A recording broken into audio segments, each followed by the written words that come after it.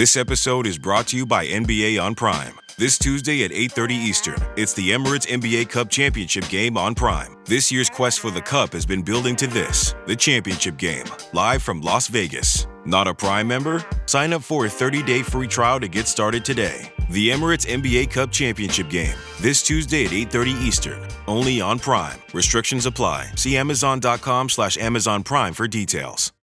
Every Who down in Who Newville liked the holidays a ton. But where to get great prices on gifts, they had no idea. None. They searched and they searched for great gifts under $25. Gifts for spouses and friends and even their toddlers. When suddenly one Who shouted, Walmart has what you want, knowing they have Lego, Tree Hut, and low prices to flaunt. So they enjoy the holiday season as Who's often do. Cheering and shouting, Walmart has incredible gifts. Who knew? Find gifts they'll love under $25 at Walmart.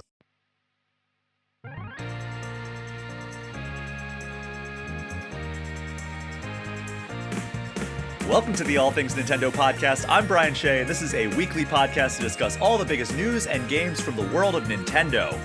We are coming off of gaming's biggest night, the Game Awards. However, I don't know how much it really feels that way for Nintendo fans these days. We will be chatting about the award show as well as some of the news from the aforementioned world of Nintendo. And joining me to break it all down is Electric Playground's Victor Lucas. Victor, how are you doing? I'm doing great, Brian. It's great to see your face. So much has changed in your world since we last talked. Congratulations, man. Oh, thank you so much. Yeah, it has been a while since we've had you on the show. God, I think you've been on the show 2 or 3 times before this one. Always love diving into your wealth of knowledge. You know, we were talking before the show that I'm coming up on my 18th year doing this in this industry, which sounds like a lot.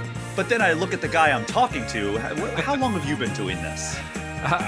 30 years at this point, which is a crazy thing to say, and you know, you certainly don't plan for it. You know, it was a dream, right? So you don't plan for your dream to just keep going and going and going. But I've been very lucky, knock on wood, and I love what I get to do just as much as I always have. You know, even, probably more. Like, I think as the years go on, I'm sure you kind of feel this way too. Is you have like this moment of just awareness and perspective and gratitude, you know, and I have that every freaking day. I always have, but it amplifies. Yeah, and there are definitely challenging times. There's definitely difficult situations, stressful situations.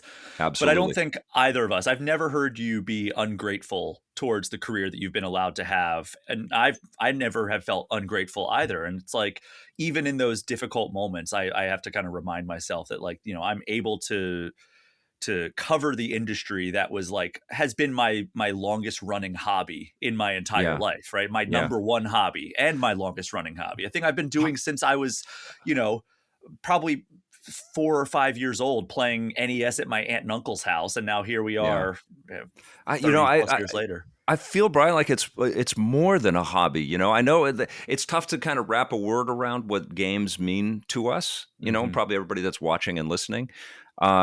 And hobby is that word, but don't you feel like it's more than that? Like, I don't know, man. It's a beautiful escapism, but holy crap, is it powerful when it really connects and you really are threaded into the experience. You know, I was thinking a lot of that. We're going to talk about the Game Awards, but I was thinking about that last night. Like, what a cavalcade of influences and inspirations and different backgrounds. There were actors and directors and you know, game makers and like, I don't know, just from every discipline, musicians, like every kind of art discipline, all represented there. And I don't know if any of the other awards, you know, presentations and productions that happen quite hit that same way. You know, games are really, it's because we're invested in the art. You know, we don't just sit there and watch it. We're like the participants in it. We're a part of the art. And it's so profound, you know. It's hard, you know that. It's hard it's hard to just boil it all down into what games mean. And hobby just sounds so slight for how Yeah. much it means to I me, think you for know? a lot of people, it is a hobby, but like, and it started as a hobby for me, right? It was what I would like Yeah. do my homework. So my parents would let me, I would go outside and play sports with my kids, my friends when I was Yeah. a kid. Oh, a little Uh, foreshadowing. and and then they would allow, like, my parents had a rule where it's like, all right, for every hour that you spend outside during summer, you could play games or watch TV for 30 minutes. And that was kind of Right. the rule to get me to go outside all day. And then in the evenings, I could come back and be like, all right, I banked like, an hour and a half or 2 hours of game time or watching like cartoons or whatever. Yeah. And and so that was the time where it was a hobby. And then when, I'm an adult and I can make my own decisions, like it really did, outside of just being a career, it really became like a lifestyle. I'd say like, Marvel movies, that is a hobby Yeah. for me, right? Like that Yeah. is a type of thing Yeah. where it's like, oh, there's a new Marvel movie coming out or a new DC movie. I'm going to go to the theaters and see that and be really excited and dive into it through podcasts. Yes. But it's not Yes. this all consuming thing like gaming is Yes. for me, where it's like, I literally wrote an article on Game Informer several years back called How Gaming Shaped My Life. Right. And, it's everything from like, I got into Gran Turismo 3 on PlayStation 2 really hard. And it really like developed this enthusiasm with cars. And like, I was just Yeah. like, I could name any make or model of car back Wild. during that time. Yeah. I mean, now it's You like, know what it is, man? I think it's because games, when I was a kid, I saw Star Wars and Indiana Jones and Superman and stuff. And I was like, oh my God, I want to do what those actors are. I want to act, I want to be all these characters. And so I did sort of progress that way, but I also loved video games that whole time. And I think it is that role play, that true role play that we get in games.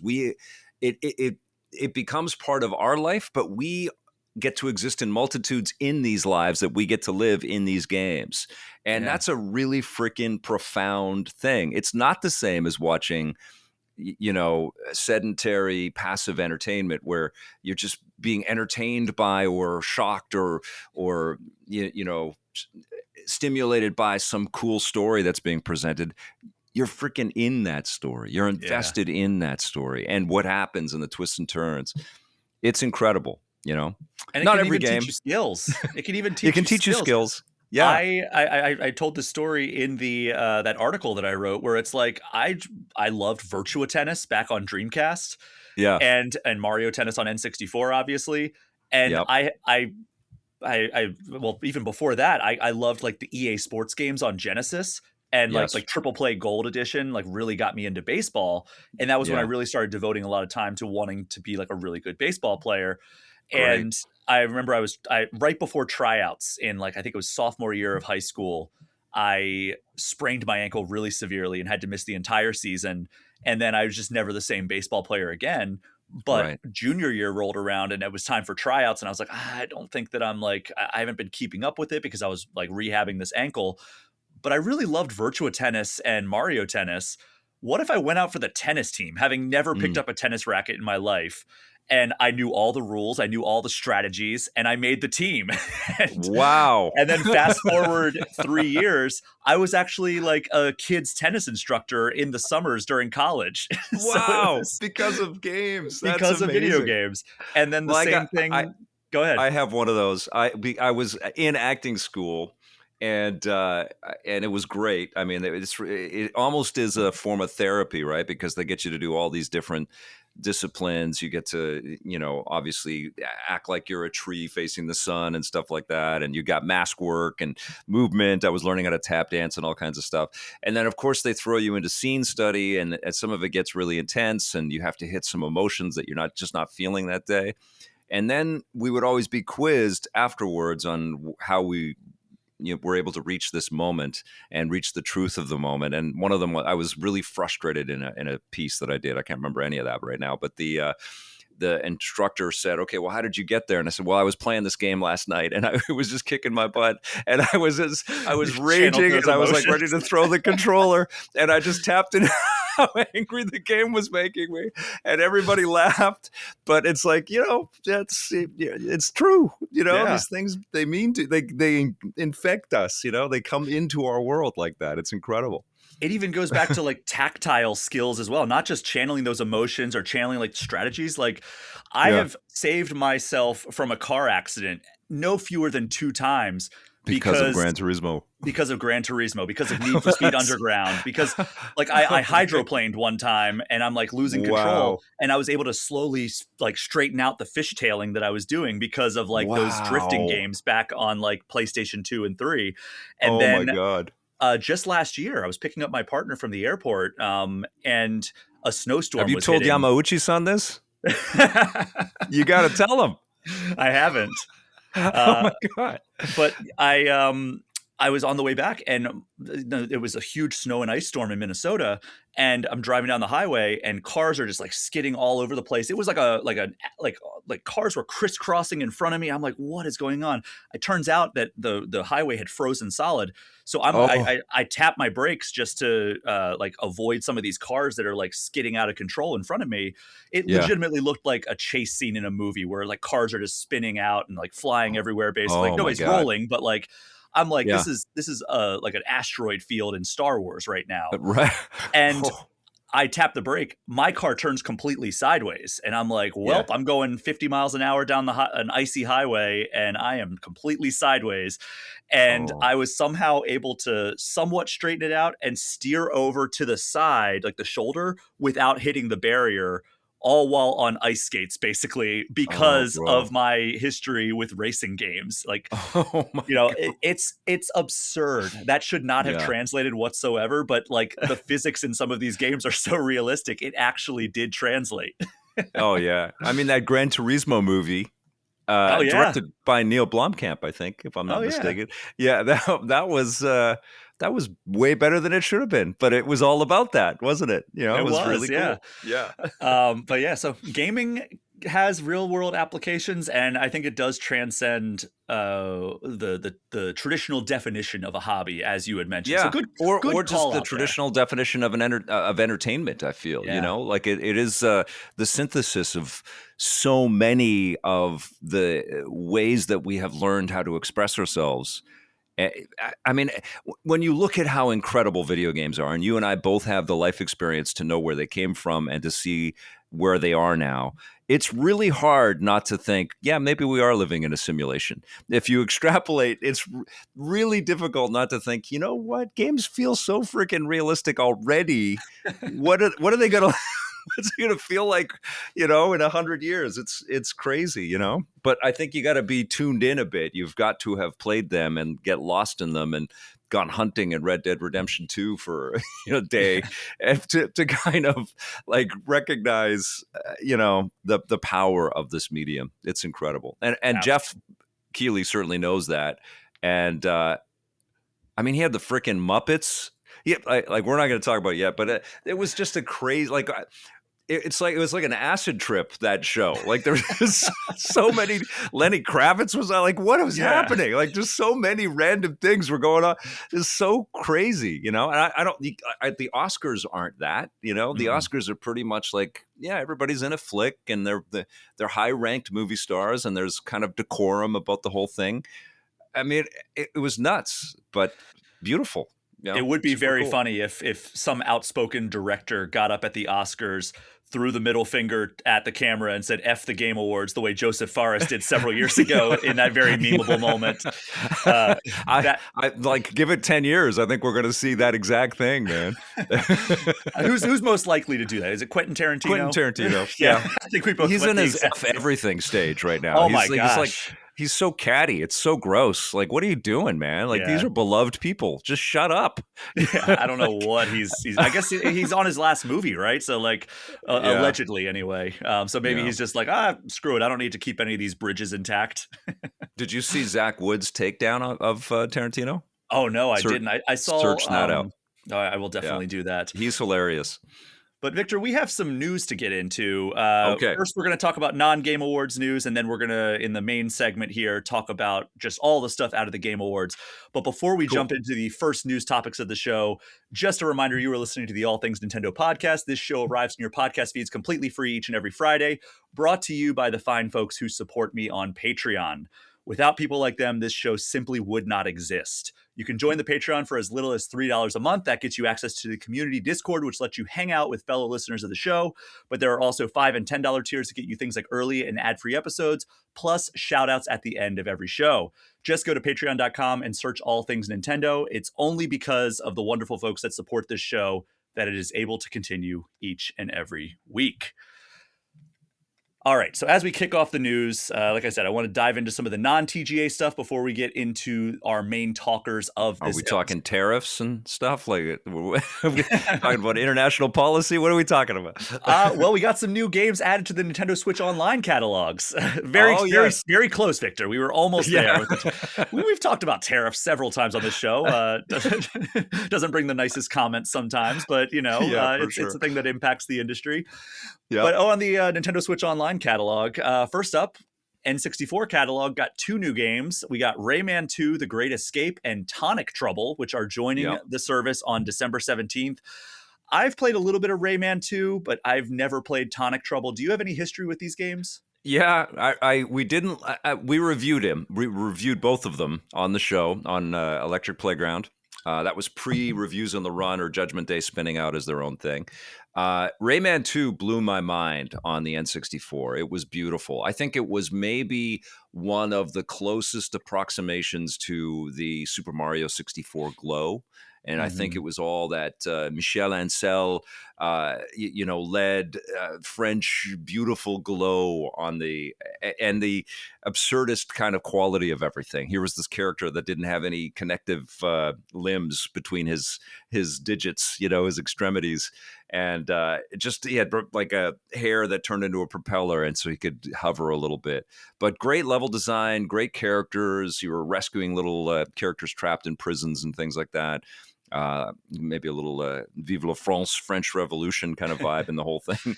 But I loved it. I love Rayman as a character, as a concept. I think he's just a great little dude. And there's been a little more clamor about Rayman because of this, and the social media has been piping up a little bit. So hopefully there is something new in the Rayman verse coming, because there's been a consistency, like the Rayman Legends games, and I love the Rayman on the GBC, which I think Mod Retro just has released for their Chromatic, their little Game Boy device, because that's a 30-year anniversary on that. And the Jaguar Rayman game was pretty darn fun. And but Rayman 2, I think, is still kind of the zenith. I think it hasn't been eclipsed yet. And it was wonderful. Tonic Trouble, we did play it and didn't like it. That's all I can remember about it. I feel like there was some weird clipping and like some camera issues. I'm trying to recall, but we didn't. I remember not enjoying it and expecting to enjoy it, because at the time Rayman 2 was out, Ubisoft had this, steps of like some pretty well-received titles already, and they were totally on the glow up. They were going places, and we could feel that this was a really cool company with some great ideas. And Rayman was a big part of that. And so there was an expectation out of Tonic Trouble on N64 to be really fun. And I can't even remember which one came first, but I just remember feeling like Tonic Trouble wanted it to be a lot better than it ended up being. Yeah, I mean, I feel like that is the story with a lot of N64 games. I have been diving in some of the deeper cuts on the N64. And of all the games on that app, do you know which one has hooked me completely? Dr. Mario. Close. Pokemon Puzzle League. Okay. Yeah. I'm having so much fun with that. I somehow completely missed. I was obsessed with Pokemon at that time when it came out, but that was one that I just completely missed. I pretty much just jumped straight into Pokemon Snap and Pokemon Stadium, but I missed Pokemon Puzzle League. But man, I am all about the puzzle games right now. I've been playing Luminous Arise. I've been diving back into Tetris Effect, and then this is scratching that exact same itch. Oh, I love it, man. I love it. The N64 doesn't have the coolest library, but there are some real gems. I got the Analog 3D. I don't know if you pick one of those up. I do. And what's in it right now is Star Wars Rogue Squadron. And I don't know if you've gone back to that recently, but that's a freaking classic experience. That's a top 5 N64 for me. Absolutely. I mean, it's still so fun to play in 2025. It's still so much Star Wars immersion. It was made with so much love. And I cannot believe, like, I'm excited about Galactic Racer and Fate of the Old Republic. We'll talk about those, but I can't believe they're sitting on this brand, this Rogue Squadron Right. brand.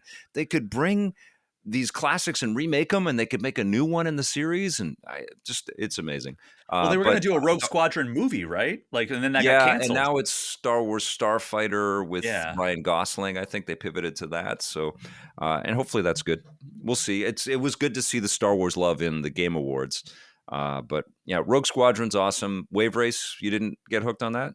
Well, I love Wave Race, but I was hooked on that back in the day. So like I Me already too. I knew that was one of the first N64 games I ever played.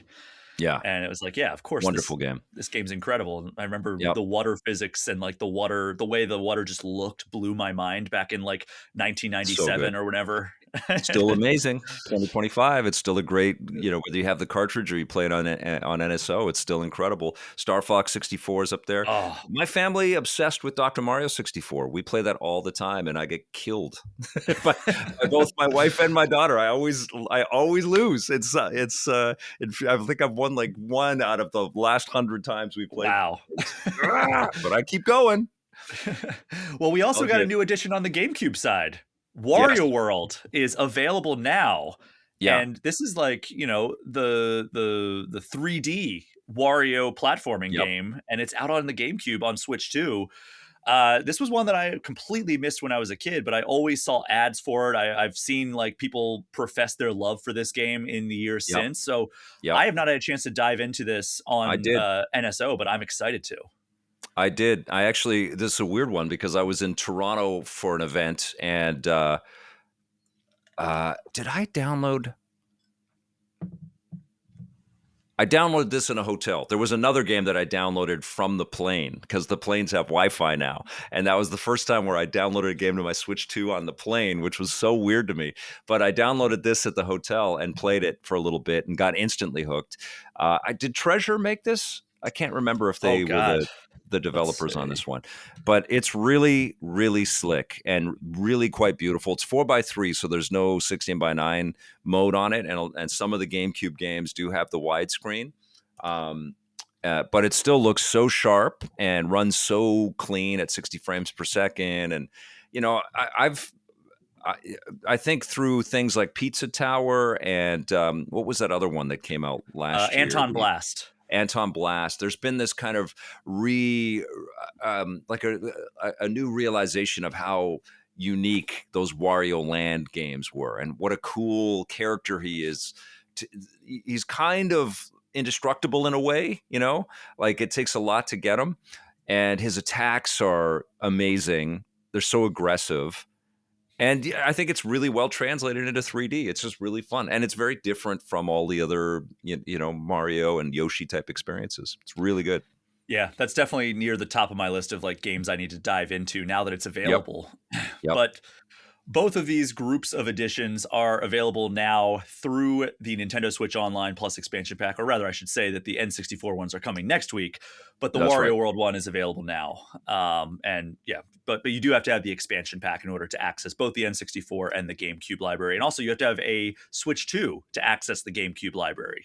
Yeah. So just something to keep in mind if you want to check these out. But yeah, we talked about this. I think maybe the first time you came on All Things Nintendo, Yeah. that I've really come around on the idea of Nintendo Switch Online's libraries as opposed to like Virtual Console, because just so many games that I would never have paid money, like extra money to play.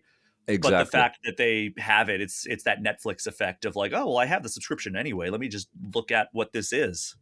I open those apps all the time, and we're in the media, so we have 1,000 things that we're Mhm. cooking on all the time. So it's hard to say, okay, well, I'm going to sit and put 10 hours into this now. It's tough, but It I is. do. I do like jumping into these classics and playing them. My current obsession is actually this freaking Chromatic, and I just picked up. Somebody walked away with my Kirby's Pinball Land cartridge for the Oh Game Boy, no. and so I bought it again. I bought it on eBay, and it's such a great game, and it's a great just like you get 10 minutes or whatever, you just want to pop in and play something for a little while. I can't wait till that comes to NSO as well, so you can save it at any time. But really, really cool. I'm a huge fan of the NSO titles. Not a fan of the titling, the naming conventions. And I think some of the updating and stuff like that could go a little bit smoother. I feel like every time you load it, it's got to update something. Yeah. It's weird that the N64 is broken up into mature and not mature. That's It's just weird. so weird. I guess it's because of the parental controls. They want people to be Yeah. able to download like, all right, Yes. well, if there's an M-rated game, we've got to rate the entire app M-rated, and then I guess the parental controls are like Yeah. No, I get why you got to can't do it. download It's just, anything M-rated. it's weird. It is. I wish there was a more elegant solution. It is strange. Yep. It's like, all right, I'm going to play N64. Really want to play Perfect Dark. Oh, I went into the wrong N64 app. Yeah. Does it ever feel like you're a marketing professional just Speaking into the void. But with LinkedIn ads, you can know you're reaching the right decision makers, a network of 130 million of them, in fact. You can even target buyers by job title, industry, company, seniority, skills, and did I say job title? See how you can avoid the void and reach the right buyers with LinkedIn ads. Spend $250 on your first campaign and get a free $250 credit for the next one. Get started at linkedin.com/campaign. Terms and conditions apply. Yeah. Victor, remind me. I know you're a big TMNT fan. I see over your shoulder there are some Turtles figures. Yes. I am a Yeah. before I was a Sonic fan, before I was a Mario fan, I was a TMNT fan. So I still harbor this love and adoration and nostalgia for this franchise to this day. Yep. Have you played Splintered Fate? I have. I played it on the iPhone because it was part of the Apple Arcade collection for a little while. And I streamed it and I talked about it on the show, but I streamed it for hours and I like it, but it's repetitive. I think that there's a lot of cool stuff in it. What I admire about this game, though, is that it's always in the news. Somehow, since it's launched, it's just been popping up again and again. So clearly the developers and the publisher believe in it and love it, and they're adding to it. And I think people are coming around to it and really dig it. It's kind of like a Hades, Diablo kind of experience with the Turtles, and it's pretty damn fun. It's just not as fun as Shredder's Revenge, or the Cowabunga collection or Hades for that matter, which or Hades or the Diablo. biggest problem, right? Where it's like if you are flying or veering so close to one very popular or very good game's formula, and you're not as good as that, even if you have a beloved IP, it makes it a tough sell because it's like, hey, you like Turtles, right? You like Hades, right? Why don't you play this Turtles Hades-like game? Yeah. And then you're like, well, I just finished playing Hades 2. Let me jump into TMNT Splintered Fate. And you're like, this feels like a downgrade, even though I have a love for the Turtles. And even though it is a very good game, it's just not, a 10 out of 10 like Game Informer gave Hades 2. Yeah. But like you're saying, they are doing incredible support. They put out DLC characters. They're putting out, I think, a big expansion with like new content. It was either recently or in the very near future they've announced that they're doing this. And then that is the reason that we're talking about this game in the first place, is because they are releasing a Nintendo Switch 2 edition of this game. Right. And, it's been on Switch, I think, for about a year and a half now. I think it was April 2024 that it came to Switch after being an Apple Arcade game. It was like Switch and PC, and then it's come to PS5 and Xbox, I think, in the time since. So it's been on Switch 1, but for $2.50, you can now upgrade your Switch 1 version to the Switch 2 version, which boosts it to 4K and 60 frames per second, or if you're in handheld, it's 1080p. Plus support for Game Share if you're local, and then Game Chat. But it comes out December 16th, so next week you can take advantage of this. That's super cool. I might dive back in because I haven't. I Me reviewed too, it. Actually. Yeah, when it first came out, I reviewed it and I gave it a pretty good score. Again, not a 10 out of 10 like Hades 2 got from Game Informer, but like I think it was like high 7s, low 8s. It was a very solid experience. But they put out so much content and like additional stuff since then. It's like, man, I bet it's a substantially better experience. I bet it's like not quite like, all right, I played No Man's Sky when it first came out. Now I'm going to jump back in 2025. It's not to that totally scale. Game. Yeah. But yeah, like it is probably, something more transformative than what we normally get with, especially indie games that kind of get thrown out there, and then sometimes Yep. those studios, because they're so small, just have to move fully on to the next thing. This Yeah. seems like they're sticking with it, they're really supporting it, and I they're like that. Yeah. improving it, and I And love that. every Yeah. time I get a press release about it, I'm intrigued to check it out again. I am. It's just where's the crack in time that allows me to, do that. That's the eternal question. Yeah. Victor, I have seen you cross over from games into movies, back to games.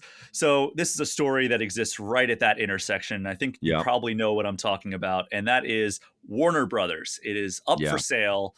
Yeah. Netflix made a deal to buy the company for more than $80 billion, which would Hmm. include HBO and its properties, so like Game of Thrones and all those, the DC Universe, Harry Potter, Lord of the Rings, and Warner Brothers games. Yeah. So that seemed like, okay, that's a seismic shift. Hopefully, not a terrible thing. Hopefully, it all works out in the end. However, shortly thereafter, Paramount launched a hostile takeover attempt, basically circumventing the executives who made this deal with Netflix and instead appealing to the shareholders, offering Hmm. them a bigger payout. 'Cause I think like Netflix was offering shareholders something like $27 and change for each share that they held. So, that could be a decent chunk of change. Whereas Paramount offered them $30 a share. So, it doesn't sound like much, but if you have hundreds of shares, that adds up quite a bit. Yeah. And then they also valued Warner Brothers at more than $108 billion. So it's Right. absolute madness in the world of Warner Brothers. And unfortunately, I came into it with optimism, like in terms of like, hopefully it works out for the best. But no matter what happens, it's probably going to result in, inferior products, because it's just companies buying up their competition and consolidating media Yeah. companies and all that stuff. Yeah. And oftentimes that leads to layoffs, which is the other unfortunate part of this, and very scary given the media landscape that we've all existed in over the past decade. Yeah. But Victor, what do you make of all of this? It's a really complicated shift. It's seismic, absolutely. I'm not crazy about Paramount taking it over because they seem to be really injecting a political kind of viewpoint into this. I mean, I keep hearing about massive changes that might happen to the news component because CNN is a part of all of this, and Yeah. that doesn't sound good to me. I'm a Stephen Colbert fan, and to see his show being canceled in this political climate, and they're already under the ownership auspices of Paramount. So that did not sit well with me at all. That it was going into the hands of Paramount. So I was a little bit marginally happier that Netflix was going to be taking it over. But then I've been reading that the video game division was not something that they were even really considering at Netflix. They really saw it as not very much value additive to this whole equation. And that freaks me out because Yeah. Warner Brothers has the keys to not just what they're currently working on, which presumably is Harry Potter and Game of Thrones and Batman and probably a Superman thing, but also they have so much intellectual property that is so conducive to great games going forward. And under the right, and they own the Midway collection as well, like this series of classic retro games that have been squandered. And I think probably because Warner Brothers has had to be sort of bounced around under different leadership and different sort of stock evaluations and a million other things as a total corporate brand, but also their games just sort of, it's like they're on the tail end of the bouncing dragon or something like that. They just don't know where they're going to go. Yeah. So yeah, I'm a little bit freaked out, but and obviously AI is a part of this equation, and Oracle owns the people that own Paramount own Oracle, and Oracle's a huge player in the AI space and the cloud services space that AI needs. And we just saw this Disney deal just happened yesterday with OpenAI and Disney and their properties. And so AI is going to be an equation in the construct of content and the makeup of these companies and what the layoffs are all going to be. And through it all, it's going to be a lot of stuff getting, broken up and shattered and people losing their work. But the other side of it is I think we're going to see new startups and new creative businesses and new creative companies maybe using the tools that AI also offer to move quicker and to realize things a little bit quicker. I think there's no escaping the use of AI at this point, you know? Yeah, it feels like the genie's out of the bottle. Yeah. And I don't know what that means without, a lot of conjecture, but I feel like there's going to be a total shift in the size and scale of businesses. My big fear around AI and all of this sort of shrinking of things, which includes jobs, Mhm. is like in this rush to build more quicker and scale up. It's not like we are devoid of things to be entertained by Yeah. now. We've never had more entertainment available to us at any given moment in human history than we have right Right. now. So, do we need to amplify that like 100-fold with AI? Like, do we need 100 times more or 1,000 times more things to kill time with? I don't think we do. It's, so that and how do you make money? Like, how does any business make money if everything is being handled by like there's already a discoverability issue on everything. Like how many streaming shows are not being watched, how many games are not being played, how many movies are not being tickets aren't being sold for. And we want to do more of that. Yeah. And And then the people that would show up have no money because they have no job. Like the economics of this makes no sense to me, you know? and all of these shows that like come out, like you're saying, like they used to have a lot longer leashes. It used to be like a show would get Yeah. like 2 or 3 seasons that like didn't click with fans or like didn't attract an audience before they were Right. canceled. Now it's Yeah. like if they put out one season and it doesn't get the audience they're looking for, it's like we're not even going to allow them to try again. It's just that Yeah. show is canceled.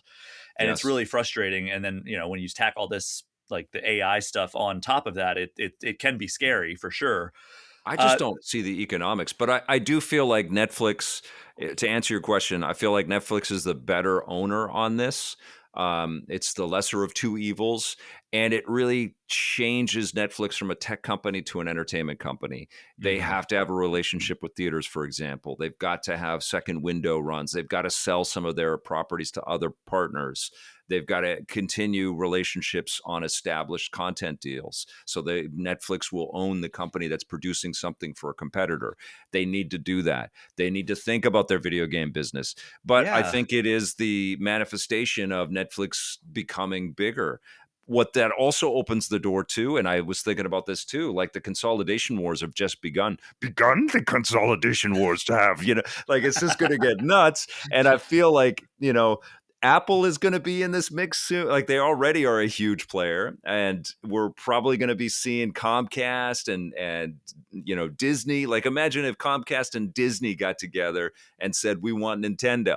And that's not unimaginable to think. And a lot of the people that are running at and have been at Nintendo have been there for a long time, and they are probably thinking, okay, what's in it for our future? Like, what are we going to do?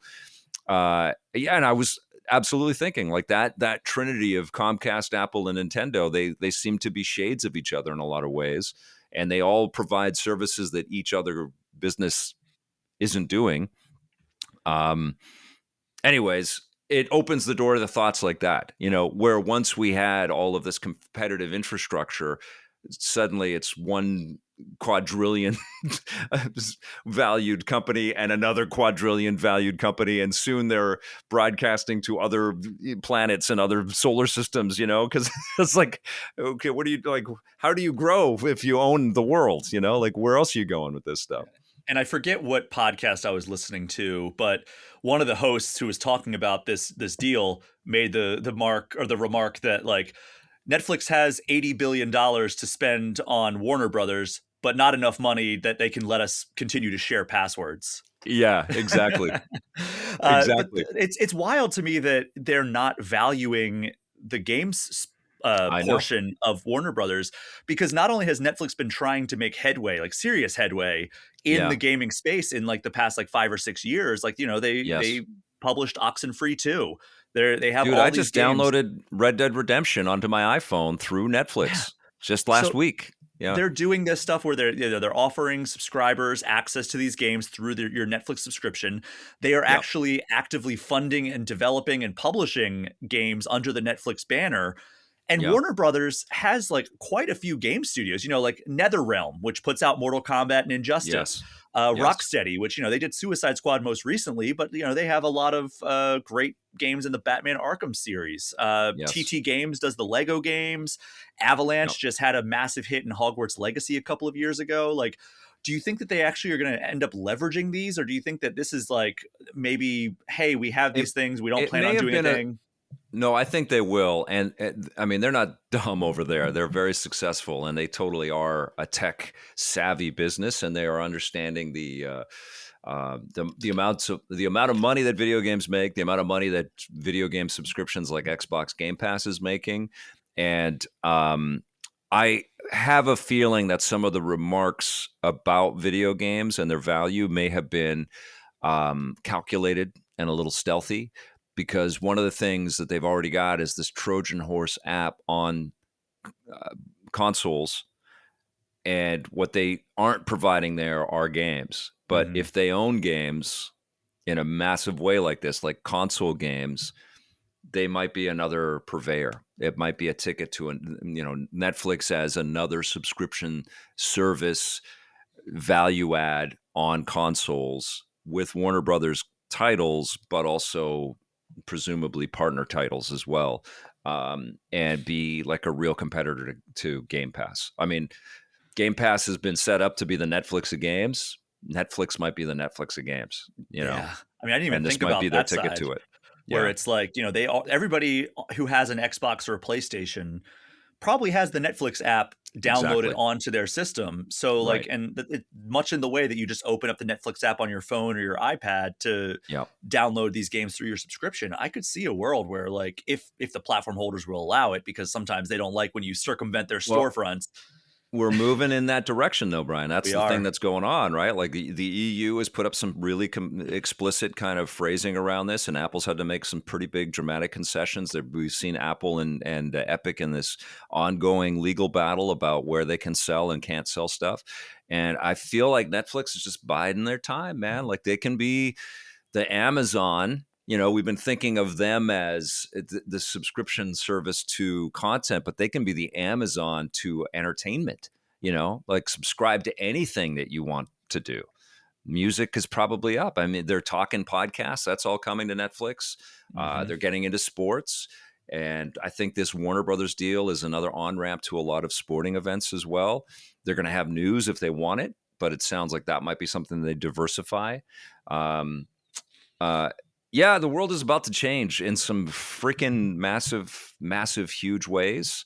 Um, it's funny though that the Activision deal with Xbox was almost the same size as all of Warner Brothers, 100-year-old content company with all of those different, verticals underneath it. Mhm. HBO, you Yeah. know, CNN, all those game companies, all of that IP, all of that library that's going to be valuable forever. Singing in the Rain is something they own, you know, and Activision was sold to Xbox for almost the same amount of money. It's amazing to me, It is. I did see Yeah. a funny meme online that was like the HBO Max app. It just goes HBO Max to Max, back to HBO Max, and now just Netflix. Yeah. Totally. Like, glad we went on this journey with you, HBO Max. Uh, Oh my God. but hopefully the situation, works out soon, and whatever Yeah. merger or acquisition happens, works out for the best. But yeah, there is definitely a It's healthy dose of skepticism that I think we should all bring into any big acquisition or merger. We are in the M&A period right now, though, man. Like the U.S. administration, just seems so ready to deal. As Yeah. long as they're a part of the equation somehow. And I don't think under another administration it would, it would be so egregious. But who knows? I mean, Activision got bought by Microsoft, so that happened, and it is similar in the way that they were such a huge competitor and then they were swallowed up. It's similar that way. I Mhm. just don't think that Activision, has the cultural cachet that Warner Brothers has crafted. I mean, Superman, Batman, the Harry Potter, like Lord of the Rings. It's insane how much stuff is under that umbrella, man. It's Yeah. crazy. Which is why I think that Paramount's valuation of Warner Brothers actually comes closer to what it probably actually is. I'm not, Yeah. a film industry analyst or anything like that I can actually point out that, like, this is what this company is worth. But when you Yeah. compare it, like you did, between Activision and Warner Brothers, I mean, that games are a higher grossing entertainment medium than films. But at Yeah. the same time, like you said, there's a lot of institutional just Yes. classics that are under the Yes. Warner Brothers umbrella, and IP and future facing stuff. Like DC itself is a Yeah. huge product, and it's just ramping up its cinematic universe under James Gunn. It's like that's kind of a futures bet as well.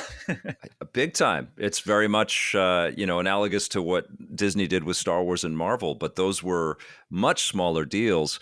But what's interesting too is, when you look at Activision and you look at Warner Brothers needs to make more games based on their properties, and Activision needs to make more movies and TV shows based on their properties.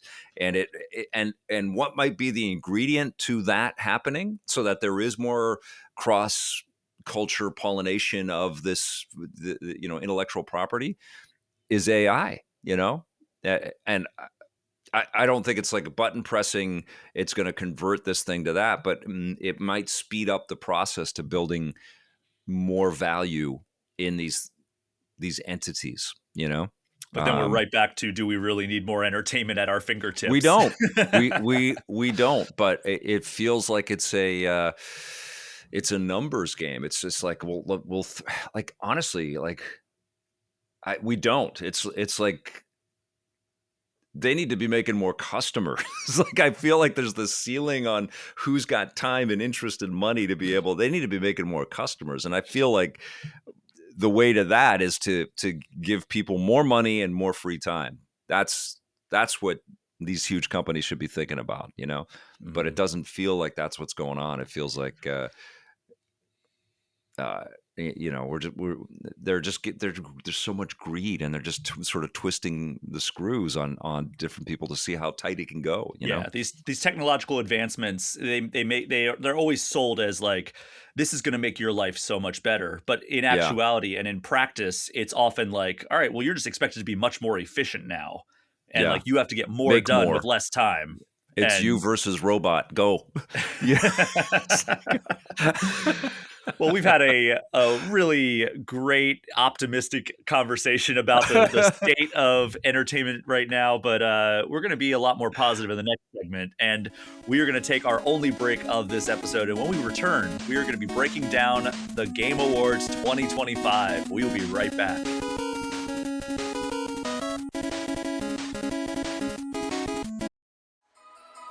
When the holidays start to feel a bit repetitive, reach for a Sprite Winter Spiced Cranberry and put your twist on tradition.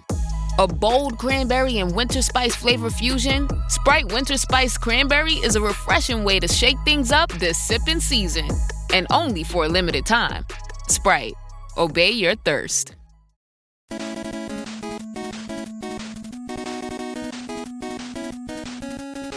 We are back, and this week, Jeff Keighley hosted his annual Game Awards in Los Angeles. And though Nintendo once had a huge presence at the TGAs, it seems like that is really not the case anymore. So Victor, we famously got our first look at Breath of the Wild gameplay at the Game Awards many years ago, but now it almost seems like, that type of involvement from Nintendo is like a dream at this point. Why do you think this shift happened? I think there's an ebb and flow to this stuff. I think that, we didn't see a lot. We didn't see Wolverine from PlayStation. We didn't see anything on the new Halo from Xbox. I think that there are a lot of calculations on exactly how this stuff is served up. And everybody has got their own video polished product that they are always working on. And so there's always this sort of competing kind of edge on all of this stuff. We saw this also at E3, where some hardware manufacturers would get some support from third-party companies here, but not over here. It's that same kind of thing. It's a dance that has to happen. And I don't think there's anything saying that next year's TGAs, like Nintendo's going to hear from fans that they've missed seeing them at the Game Awards, and I was grateful that Donkey Kong Bonanza won for family. I was grateful that it was nominated in Game of the Year as well. But I think maybe that had something to do with it. Maybe if more Nintendo games had more prominent positions at the awards, like maybe art direction for Metroid Prime 4, but of course the awards are all timed so that some of the games that come out in December just aren't available. They're not, looked at, which is really unfortunate as well. So I think that has a part of it too. It's a game, and it's but that doesn't say that they won't come back. And I think that they will. I think everybody in the industry, you and myself included, big supporters of what Jeff is doing. And I think that everybody in this business also has a real understanding that this is a complicated thing that he puts together every year. And so there's bound to be some drop off from some places and some pickup from other places. And that's going to evolve on a continuous basis. Doesn't stay still. I will say that. So over on the All Things Nintendo community Discord, Disco Stew, I have not checked the numbers here, but this sounds right. He said the last time there was a Nintendo published game with any kind of announcement or trailer at the Game Awards was 2022 with the announcement of Bayonetta Origins, which was really more of a platinum announcement. Prior to that, it's 2020 with the announcement of Sephiroth in Smash Ultimate. Right. That is wild, because it used to be like you would get announcements from Nintendo almost at least one every year. And I mean, I truly think that it was because I think that Jeff had a great relationship with Reggie Fils-Aimé. And I think that is probably because you still see Reggie at the awards. Like, he still flies out to LA, at least all the years I've run into him. You still see him going to the awards. So it's not like, I'm not at Nintendo was up on anymore. stage. Yeah, that's true. He was up on stage. And, Eiji Aonuma and Hidemaru Fujibayashi were in attendance at 2023 for when Tears of the Kingdom was nominated for Game of the Year. So it's not like Nintendo is like, screw those guys, we're not going to do anything with it. But I think that they've just become kind of more, I don't want to say controlling, but I think that's maybe the best word to say about how they are. Video production now. Yeah, they have their own video production, and so does Xbox, and so does Nintendo or PlayStation. And honestly, we didn't really see. This could have been the suite for PlayStation to show off something that we don't know about in 2026 or something like that, and that didn't manifest, and neither did something from Xbox that we're not super surprised by. This was really a third party showcase, and in fact, Capcom, I think, was like running the show. Yeah. They were Capcom the star. was all over this thing. Yeah, big time. Yeah, I'm not too shocked that there wasn't any big Nintendo reveals, because honestly, like by I think February or something like that, they'll have a big Nintendo reveal event for stuff that we'll see at the beginning part of 2026, little tease of something for later in 2026. I think they're going to have another killer year. They've had an amazing year in 2025. What a launch year for Switch 2. It was great. Yeah, it was a fantastic launch year for Switch 2, and you may hear a little bit about that in subsequent episodes as we do kind of end of year stuff, for sure, of this podcast. But going back to the Game Awards, it wasn't completely devoid of Nintendo's presence, as you had indicated. Donkey Kong Bonanza won Best Family Game. It was nominated for Game of the Year. Best Sports and Racing Game went to Mario Kart World, which I think some people may have been a little shocked at, because there has been this kind of like negative swing back in the community. That game is amazing. I love Mario Kart World. I think that it's an amazing game. It's hard to stand up against Mario Kart 8 Deluxe just because there's so much content there, and it's like just the perfect execution of the traditional Mario Kart formula. But that said, we think of Mario Kart 8 Deluxe, it was an excellent Switch game when it launched. It became an irrefutable juggernaut masterpiece over several years of continuous sales and successes. I think we're going to see that same thing with Mario Kart World. I think this is just the beginning this year. And I think, I mean, why else would you make this huge open world? Nintendo has got some plans, and we're going to get some cool announcements and releases and discoveries, all methodically planned out. Mario Kart 8 on the Wii U was a great game. And I think Mario Kart World on Switch 2 is a much better game than Mario Kart 8 was on Wii U. It's just not as good as the full package of Mario Kart 8 Deluxe is, with all of its DLC and all of its extensions. But I think it was kind of a little bit of a surprise to me, given that this was one of the stiffer years of racing game competition, because Right. Sonic Yeah. Racing had a terrific entry with Excellent Sonic Racing game. Cross Yep. Worlds. Kirby Yep. Air Riders was kind of this like black sheep that came out of nowhere, and it's headed up by Masahiro Sakurai, game. who is just Yep. one of the most brilliant game designers of our time. Yep. And so I mean, I was thinking like, oh, maybe this is the year that they give like Sonic a win over Mario, or this is the year that like, Kirby Air Riders came out of nowhere to take home this prize. But no, Mario Kart World, which again I like very much, but I was like, oh, maybe this is the time that they're a little bit vulnerable compared to some of the field.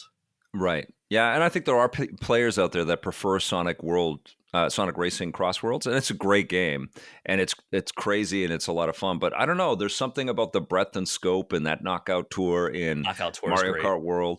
Yeah, and it's also a game like, I think Sonic Racing Cross Worlds. I'm not even going to say that, because they're just going to keep extending that too, and they're just going to keep adding new DLC and stuff. But because there's so much the stuff just flashing at you in Sonic Racing Cross Worlds, there's an exhaustion element there. But I think again, they're just going to keep adding lots and lots of new pieces to kind of shake up the formula. They've added so much already, and so much already. Mario Kart World, I think, there's a little more breadth in all of it, and there's still lots to discover and lots to explore, but there's also tons of intrinsic cool value in the core experience there. They're both going to get more, and that's the beginning too. Like, that's the reality here too, is that they're at the beginning. They're like the platform has opened up, and they're both going to get loaded with lots of cool new content. I'm pretty sure. That's not confirmed by Nintendo, but I'm pretty sure. I would be surprised. But then again, I was surprised that Mario Odyssey never really got any new like meaningful DLC. We got the Luigi's like hide and seek, whatever. But like, right. Yeah. I was 100% certain that we were going to get new kingdoms by way of DLC, and I thought we were going to get Isle Delfino from Mario Sunshine the same way we got Peach's Castle in at the end of Odyssey. But going back to the Game Awards itself, the big winner. Speaking of, you mentioned Rayman had that Vive la Revolution or Vive la France. That was the Game Awards last night. Claire Obscure Expedition 33 took home Game of the Year, and almost every other award it was nominated for, which it was the most nominated game in Game Awards history. It had 13 nominations. It took home 9 of those nominations, which is wild. Is that a record as well? 9 I wins believe it is. show? I'm almost certain it is the winningest Game Awards game of all time. It's deserved, out of the nominees. I'm a huge indie fan, and Indiana Jones, I think, is a better game. Oh, I thought you meant indie games, like not Indiana Jones. Both. And you know what, though? Expedition 33 is an indie game, and it won in that category quite rightly. And out of the nominations that it received, I think it deserved them, because it was such an incredible story for the medium again. It really was a reminder that pure passion and ambition and a unified focus in one common direction with all of the artists involved to make it so is very successful. It's a very successful thing to do. And we as players recognize when games are made with that level of integrity. And that's exactly what was on exhibit there. We didn't know that when it was announced. It looks so weird and so random. It's like, who are these guys? What the hell is this game? I can't even remember the title. Exactly. And then a name that was hard to remember. And then it comes out. It's like, oh, this is freaking a masterpiece. This is so beautiful. And, like, they built a full... That's why it's more than just a hobby, man. Like, that isn't a hobby. That is like years of people's dreams, crystallized, manifested. And when you play it, you recognize that. I applaud that they won. I still think Indy got robbed. Indiana Jones got robbed. It was such a marvelous, marvelous game. I gave it the best game of last year because it came out in 2024, but it's one of those December releases that always gets screwed. Yeah, I think the only time I've seen a a game that came out in December get meaningful recognition at the Game Awards the next year was Smash Ultimate. Right. I think it might Yeah. have actually gotten a Good pull. nomination for Game of the Year that year, Yeah. even though Has it came out in Cyberpunk December. ever gotten Oh just man. promo? Yeah, I think that was just promo and Yeah, stuff like never won that. any, and that's one of the best games of all I time mean, at this point. Cyberpunk at launch, it certainly was not one of the best games of all time. No, So now no. again, we mentioned No Man's Sky earlier. It's kind of that No Yeah, Man's Sky trajectory where it came out and it was right. massively disappointing in 2020 when it launched, and they Yeah, stuck with it, similar to, to No Man's Sky, and now yeah. it's like one of the best games of the generation. Irrefutable and an excellent Switch 2 game. Absolutely. Yeah. But Capcom, as we talked about, was the big star of Yep. the Game Awards this year. And we'll start with Pragmata, which we've Yeah. known about this game from Capcom for a while. We just didn't know it was coming to Switch 2. And thanks Yeah. to the Game Awards, we now know that. And the way this game works is you play as Hugh, who's kind of like a typical Space Marine looking character, kind of Dead Space vibes, because you're navigating this kind of abandoned lunar research station. But rather than it being like this solitary experience, you're accompanied by this cute little girl android named Mm. Diana, and you're traversing it. It's this third person shooter, and it very much is like you're going around similar to like Isaac in Dead Space. You're finding like these inhabitants on the space station that are hostile towards you. But rather than just blowing them away, there's actually this hacking gameplay mechanic that's interweaved into combat. And when this hacking minigame pops up, you have to navigate pipes to kind of connect point A to point B. And you can, go out of your way to pick up items that give you like extra damage and everything in the combat. And then once you complete the minigame, you incapacitate the enemy, and then Hugh can take them down and destroy them. And like, I know they've done hands-on for this, but I haven't had a chance to play it. I don't know I if you've had haven't a either. chance to play it. Yeah, No, it looks not yet. fascinating though. It's one of those Yeah. ones where I haven't paid too much attention to, but like after watching the trailer last night and kind of diving into what this game even is, it does seem like it's a very cool concept.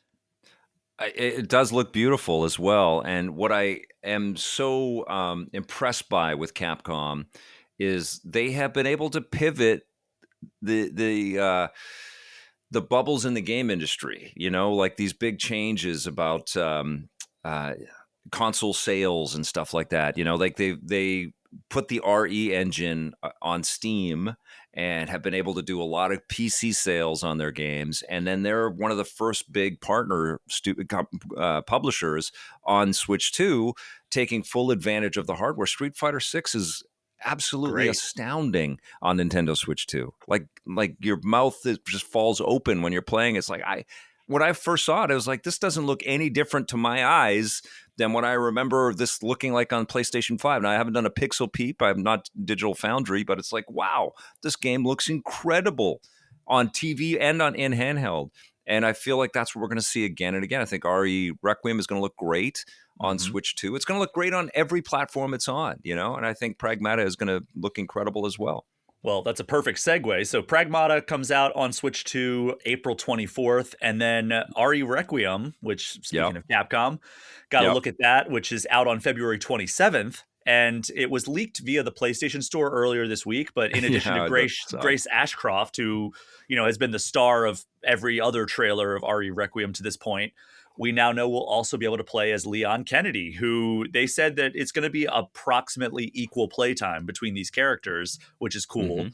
Where do you come down on the Resident Evil series? Because I feel like there are kind of like the three eras, right? There's 1 through 3, there's 4 through 6, and then there's the first person entries like Biohazard Village and Requiem. Like, do you have a favorite era, or are you like, kind of equal love across? I'm like in this modern era, and I would include the remakes as well of 2 and 3. I cannot believe it. Like 7, I still think is the most terrifying out of all of the Resident Evil games that I played. RE4, I think, is a masterful action game, but it is almost a little too absurd. It almost takes a step away from the survival horror aspect of it. You're so OP, I feel, in that experience, which is fine. It's still super fun, and there's great creep and terror and dread in that, but it also feels like it's more like it's seeping into the experience rather than the abject horror that you feel when you're playing Resident Evil 7, especially in VR. And 8 got a little bit, goofy, but it was still really cool and really creepy. And so I don't know. I'm super excited. Like, I feel like Capcom is killing it with this franchise right now. Those remakes were amazing. 2 is terrifying and beautiful. 2 is 3 was a bit short. Yeah, 2 was incredible. And 3 was a bit short, but still so fun and so satisfying and so beautiful.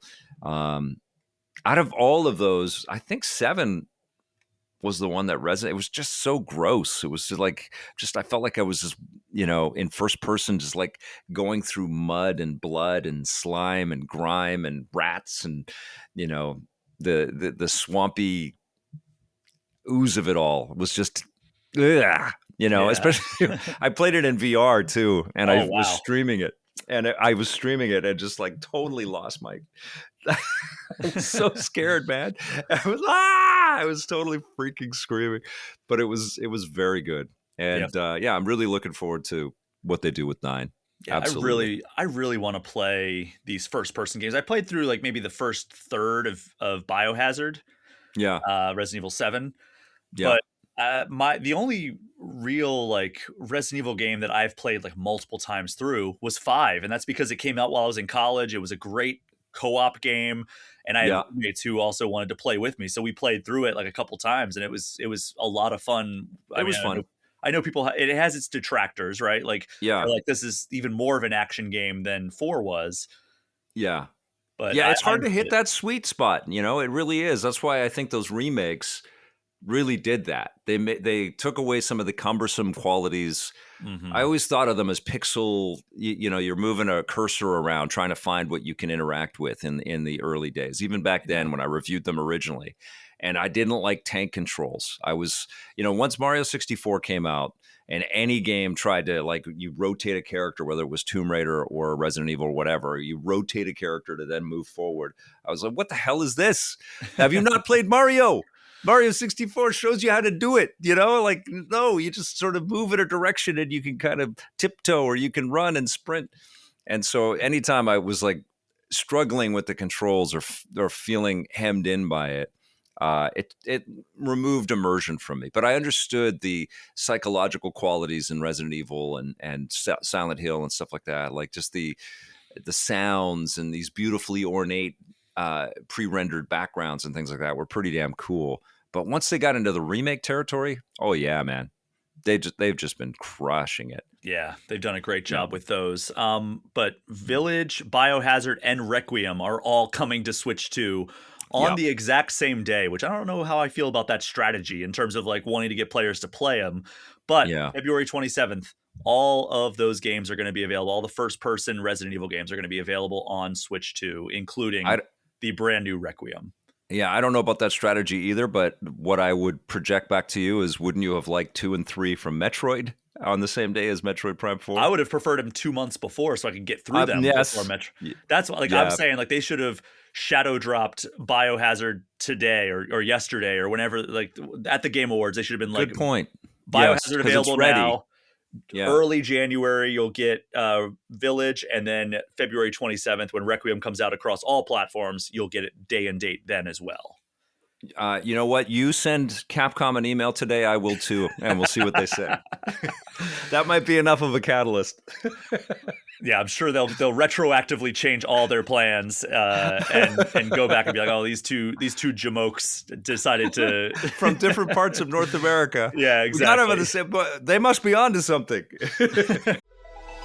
Experience a membership that backs what you're building with American Express Business Platinum. Enjoy complimentary access to the American Express Global Lounge Collection and a welcome offer of 200,000 points after you spend $20,000 on purchases on the card within your first 3 months of membership. American Express Business Platinum. There's nothing like it. Terms apply. Learn more at americanexpress.com/business-platinum.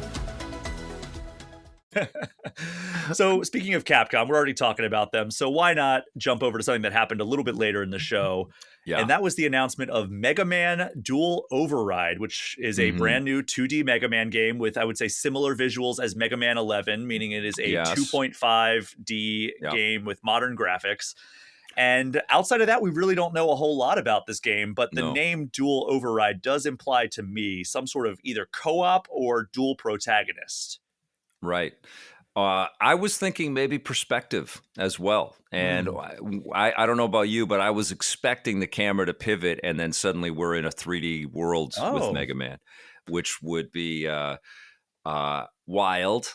You know, I loved the Plucky Squire, you Yeah. know, and I keep thinking that with IP that we know and love, you could do something pretty damn cool. Now, I don't know if that's in the works at all with this Mega Man game or anything like that, but I'm fired up, and I keep reading that Capcom is excited to make Mega Man vital for people, you know, in much the same way that they were able to break through some ceilings with Monster Hunter and even Resident Evil, bringing Resident Evil back, and they want that same kind of fire around Mega Man again, which I am all for. I think that's going to be really, really damn cool.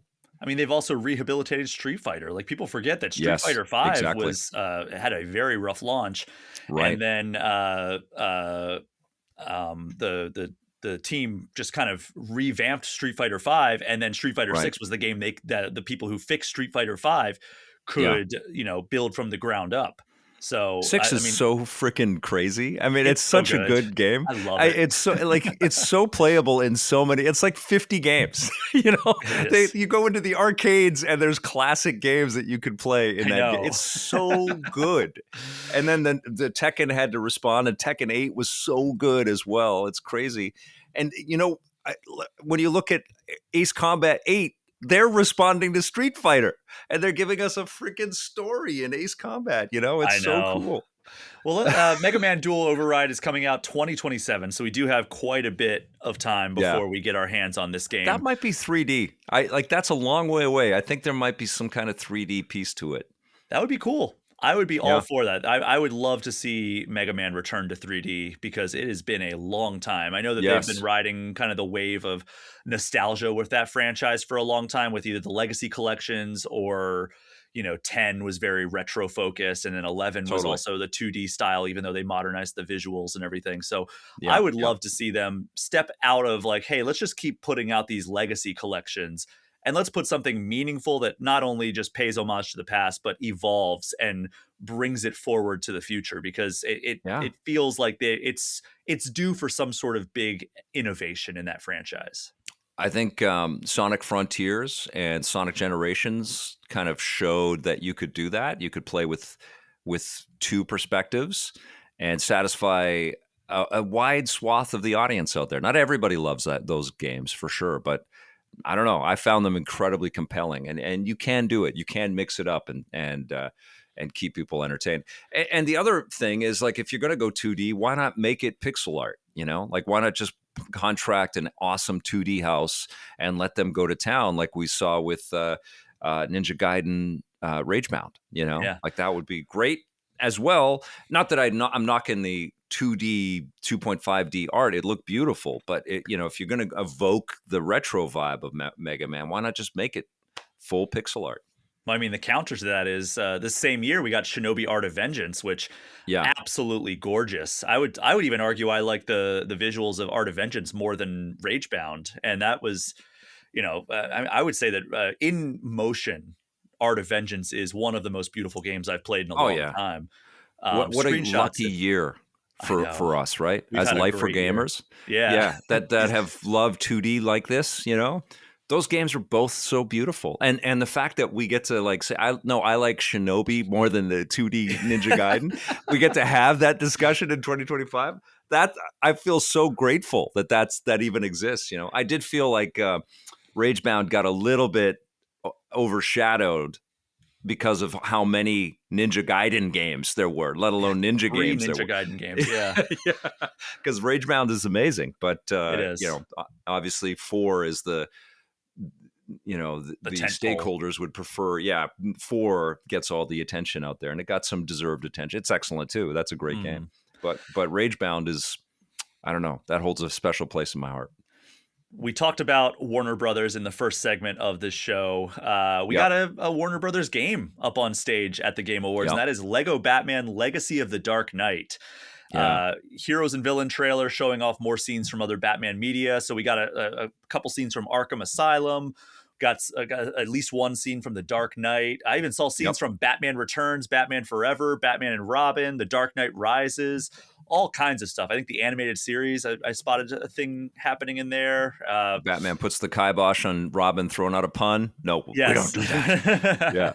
So it comes out May 29th of next year. So not that far away, but I am always like, I would say passively interested in all these Lego games. I always have a good time with them when I play them, but for Yeah. a long time, they were very samey, right? Like, it's like, all right, if Until I play Skywalker Saga. that is the pivot, right? That is the time where they really were like, all right, we understand that a lot of our games, whether you're playing Lego Batman or you're playing Lego Marvel's Avengers, you're going to expect pretty much the same thing from these games. Yeah. Skywalker Saga, that one really flipped it on its head. And I think because of how good Skywalker Saga was and how different it was, that's why I have so much hope for this game. In addition to the fact that it is paying homage to all these games and movies and cartoons that we have loved our entire lives, right? Like seeing them recreate scenes with Heath Ledger's Joker in Lego form, fully voiced. Obviously, it's not Heath Ledger doing it, but somebody who is embodying the spirit of that character. And then seeing like a person embodying the spirit of Arnold Schwarzenegger's Mr. Freeze, or Uma Thurman's Poison Ivy.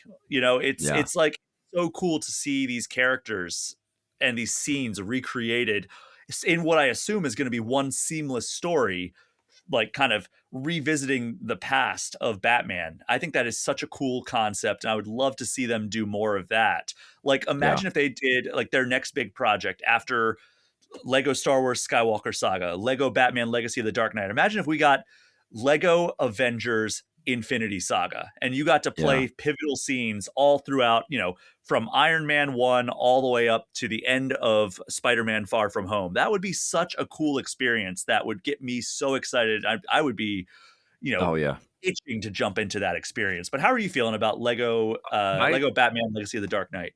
I am incredibly excited for this. I'm a huge Batman fan. I think this might have the opportunity to become the best-selling Batman game of all time. It's really pulling together a lot of huge, cool pieces. They learned a hell of a lot working on Skywalker Saga. That might have been too much. I remember how many delays that game had. Oh, yeah. That might have been biting off more than they could chew. But they pulled it off. They built something absolutely wonderful. And they've done incredible work with Lego Batman games in the past. It's not to diminish that, but even also, other Lego packages. Like I can remember the Spider-Man DLC from one of the Marvel Avengers pieces just being so satisfying. And the Batman, like giving us Adam West Batman and Lego Batman. And so they totally understand fan service. They totally get it. And I think the mechanics wise, they're absolutely taking the page from Skywalker Saga and making it a lot more fulfilling for just action adventure players, video game fans. It's not so much like they need to placate and cater to emerging game players and kids playing with their parents or whatever, which I think people still will. But there's also going to be a recognition that people are going to come to this with some skill and some expectation. They want to feel a little bit of that Arkham vibe. I think we're going to get a little bit of that. I'm curious if some Rocksteady vets helped on this. I would imagine that they probably did. What's cool for me is I worked on the making of Lego Batman the first time that TT ever did this. And I also worked on the making of Arkham Asylum. It was right around the same time working with Warner Brothers on behind the scenes stuff for their games that went onto the discs. And knowing the excitement that those teams had, and the responsibility that they felt, and then to see them succeed and just keep growing and building on that. And this feels like a real, I don't know, a pivot point for Batman in games, and maybe a little bit of, I don't think an intentional one, but a bit of an apology to the Arkham fans that felt a bit bummed out around Suicide Squad. You know, it's like a little bit more of a return to that kind of play. So I think it's going to be great. And I don't mean to throw the actor under the bus because I think he's doing a fine job as our new Batman. But I think this would have been the awesome opportunity for Will Arnett to just sort of claim this role. That guy is an amazing actor. He's an amazing comedian. He was incredible in the Lego Batman movie. Yeah. He wants to be the character again. And I think Warner Brothers should have spent the money and just said, okay, you're our Batman in Lego form for a while. And if he's not in the game, you know, or if he can't be the star of the game, maybe he's got a cameo or something like that. I recognize the time commitment and the cost and all of that stuff to get a guy like him into something like this. But whenever I saw Batman about to talk, I was in my head thinking, oh, it's Will Arnett. And then it's not, you know, I wish it was. Well, I mean, hey, Borderlands got Will Arnett as one of their main characters for Tiny Tina's Wonderland. That's right. That was a stacked cast of voice actors, and that was pretty fun. It was fun. So it's not. And he's a player. He's a player. I'm a Smartless fan, so I've listened to a lot of the podcasts, and he talks about his obsession. He would play with the guy from The Office and the Tom Clancy show, John Krasinski or whatever. Krasinski. They would like be on shoots and stuff or whatever, and they would rent Xboxes, or they'd bring their Xboxes to hotels and play games together for hours and hours. All the actors play, you know, and they all like the games. They have so much downtime. They do. So yes. Tom Holland, when I interviewed him for the Uncharted movie, basically when he showed up for the first Spider-Man movie, Homecoming, that Sony gave him a PS4 in his trailer, right? And he was playing the Spider-Man games, obviously. But there was also, I think they had the Nathan Drake collection in there. Oh, cool.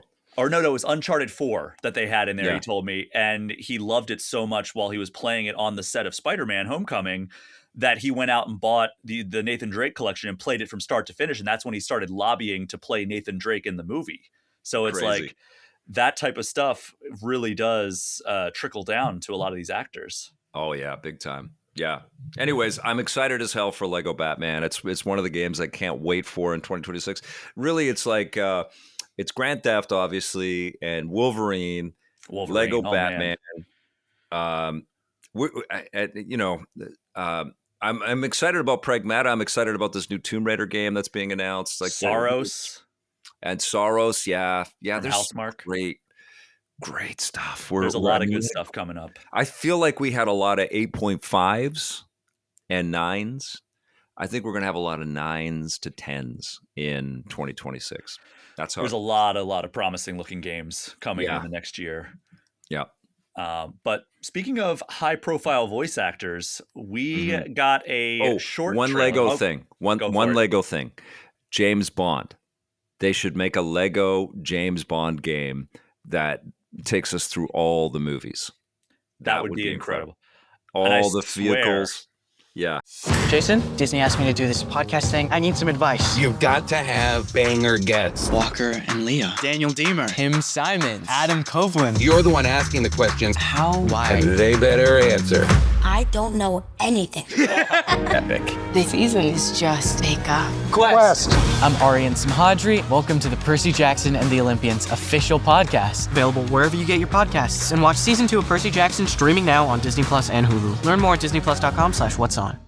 I swear to listeners, I did not send Victor the show notes ahead of time, but he segued perfectly into 007 First Light, which was the next thing in my outline.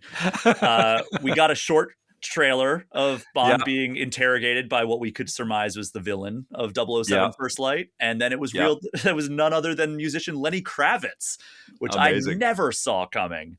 No, and it was apparently it was leaked. I didn't see that leak, but it was leaked. Yeah, and apparently it was leaked, and people were pissed because there was a different approach that they were going to take with the reveal. But because it was leaked, they went the way they did, which was still exciting and shocking. God, I wasn't expecting that at all. No, neither was I. But he came out on stage, presented an award, and so he plays a character named Balma, Yep. who is a massive black market dealer. And he's, they describe him as in the trailer, like the notes on YouTube, as charismatic and unpredictable. So I Right. bet Lenny Kravitz can play that extremely well. He seems like a Yeah. charismatic, and I don't know how he is in person, but he could probably play unpredictable. Yeah. But it comes out on March 27th. So you get 1 month with Resident Evil Requiem, and then you jump right into the world of James Bond. That's awesome. And then Pragmata, and then Oh my Lego gosh. Batman. You know, Just a month by month by month. We are cooking in 2026. We got some We great really are. great stuff to get lost in. Yeah, no, I'm fired up for this Bond game. I think it's going to be a lot of fun. I haven't had any hands-on time yet, so I don't know Neither how have it I. plays. The thing that I want to see from the experience, I want it to feel super actiony, arcadey. Like I want it to feel very fun on the thumbsticks. I don't want to be struggling with any cursor stuff that pops up that's sort of pointing me in one direction. Like I want it to just feel. I want it to have that flow, So I don't want it to feel quite like Hitman, which is a lot more methodical and a lot more almost tactical in the way that you come across all of your obstacles. And I love the Hitman games; they're amazing. Don't get me wrong, but I want it to flow effortlessly as I'm playing Bond, and I also want to feel the sense of humor and the sense of cheekiness of the character a bit too. Bond is also Craig played him a little bit differently, but there's also a little bit of a not a winking at the camera, but a looking back, an acknowledgement of how absurd everything is. But he's got it, and I feel like I want to feel a little bit of that, even though he's a young guy and he's just starting out. I think that I'm gives him excited, more license to lean more into that, because he's not the fully refined gentleman that we know Right. some of the Bonds to be. Obviously, there's some other problematic stuff that is not so gentlemanly that we've seen in some of the older movies. But this is a younger Bond that we are probably, I would say, if anything, he might be less serious than other Bonds, just because this is like his origin Very cocky. story. Yeah. Yeah, exactly. Yeah. So that brings us to what maybe was the most delightful announcement of the night, which is a Switch 2 exclusive, and it is called Orbitals. And it is a game. I'm glad you're Kepler talking about Interactive. this. Yeah. Yes. So the art style borrows from like 80s and 90s anime, and it's a co-op space adventure. You play as two characters named Maki and Omura, who are space explorers, and their home station is falling apart. Then it gets trapped in this cosmic storm, and they're searching through space to try to find somebody to help them. And, it's coming out sometimes in 2026 and exclusive to Switch 2. And I mean, I'm assuming based on your reaction, you were as delighted as the rest of the internet was for this one. Bro, it looks beautiful. I love the design. Honestly, huge kudos to Hazelight for like cracking open this idea. They didn't start the co-op stuff at all, but they just really legitimized that people can think this way, because there's that other one, Out of Words, which is that stop motion game, which presumably will hit Nintendo as well. But yeah, Orbitals looks gorgeous and thoughtful and well crafted with love. I can't wait to play that with my daughter, man. Like I look at that and I'm like, oh my God, I want to play that right now. And I don't know, it just looks like so much fun. I used to watch G-Force back in the day, and it kind of reminds me of that aesthetic, that era.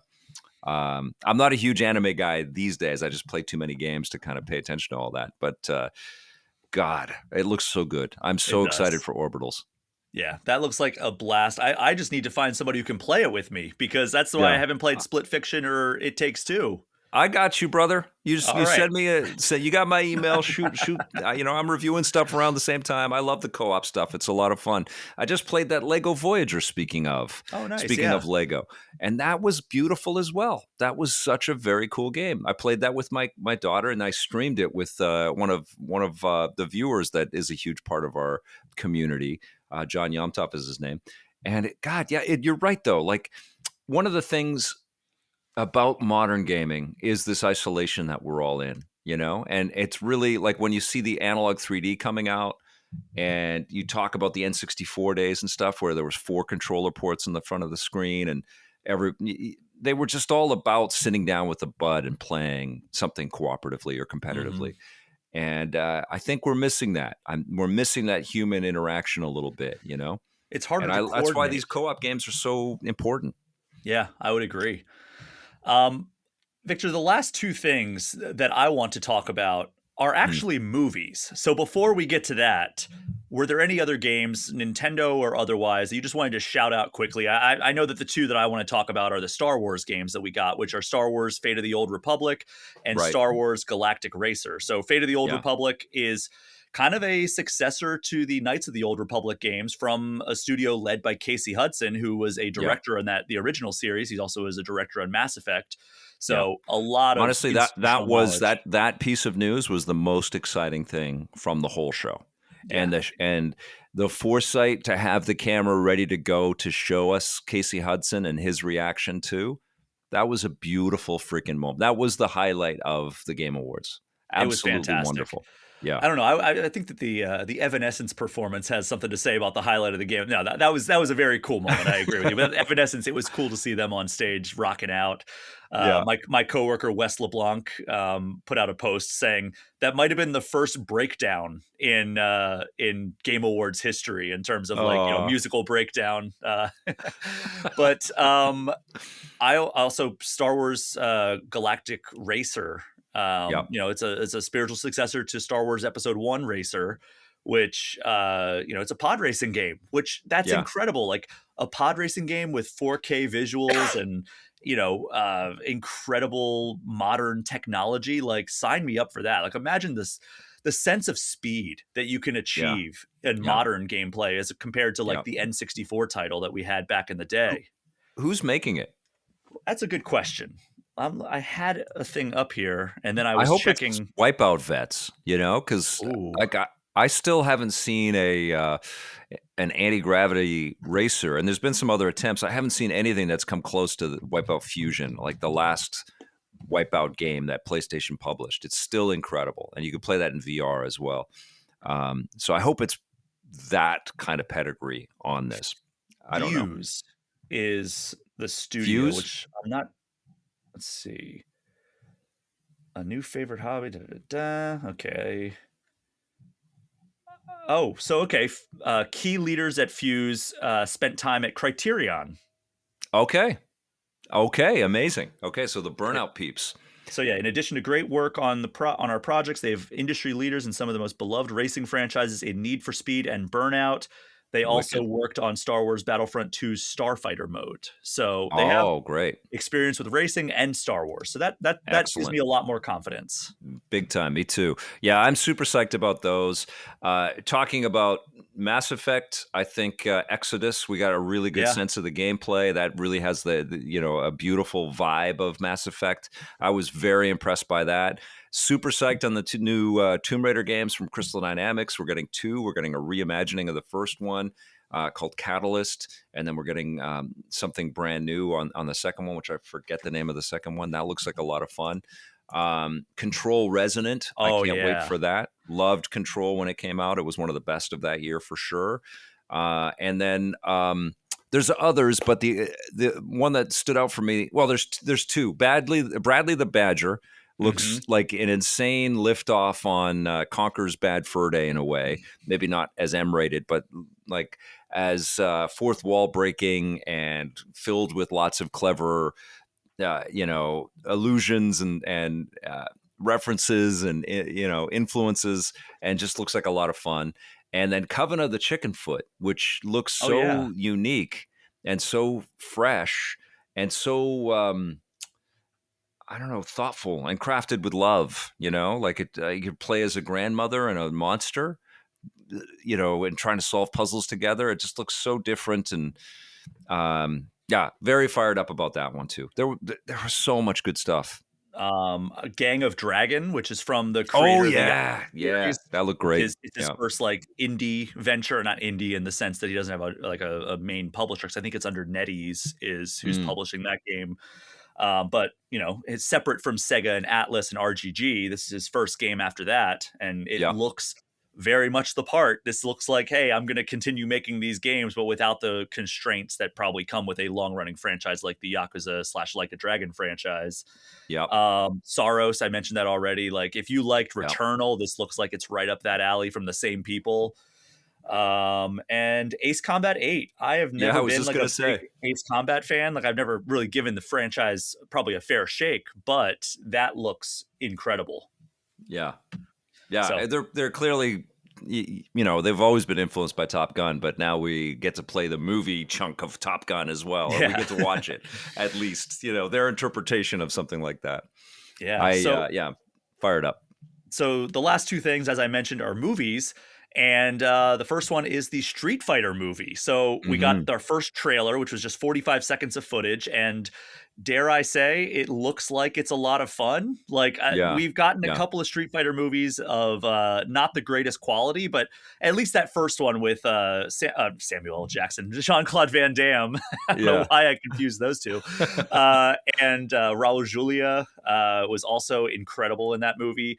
But obviously extremely camp, different era in video game filmmaking. And then we got The Legend of Chun-Li, like a decade ago, a little bit over a decade ago. And that was, by all indications, a train wreck of a movie and did not spawn the series that it hoped it would spawn.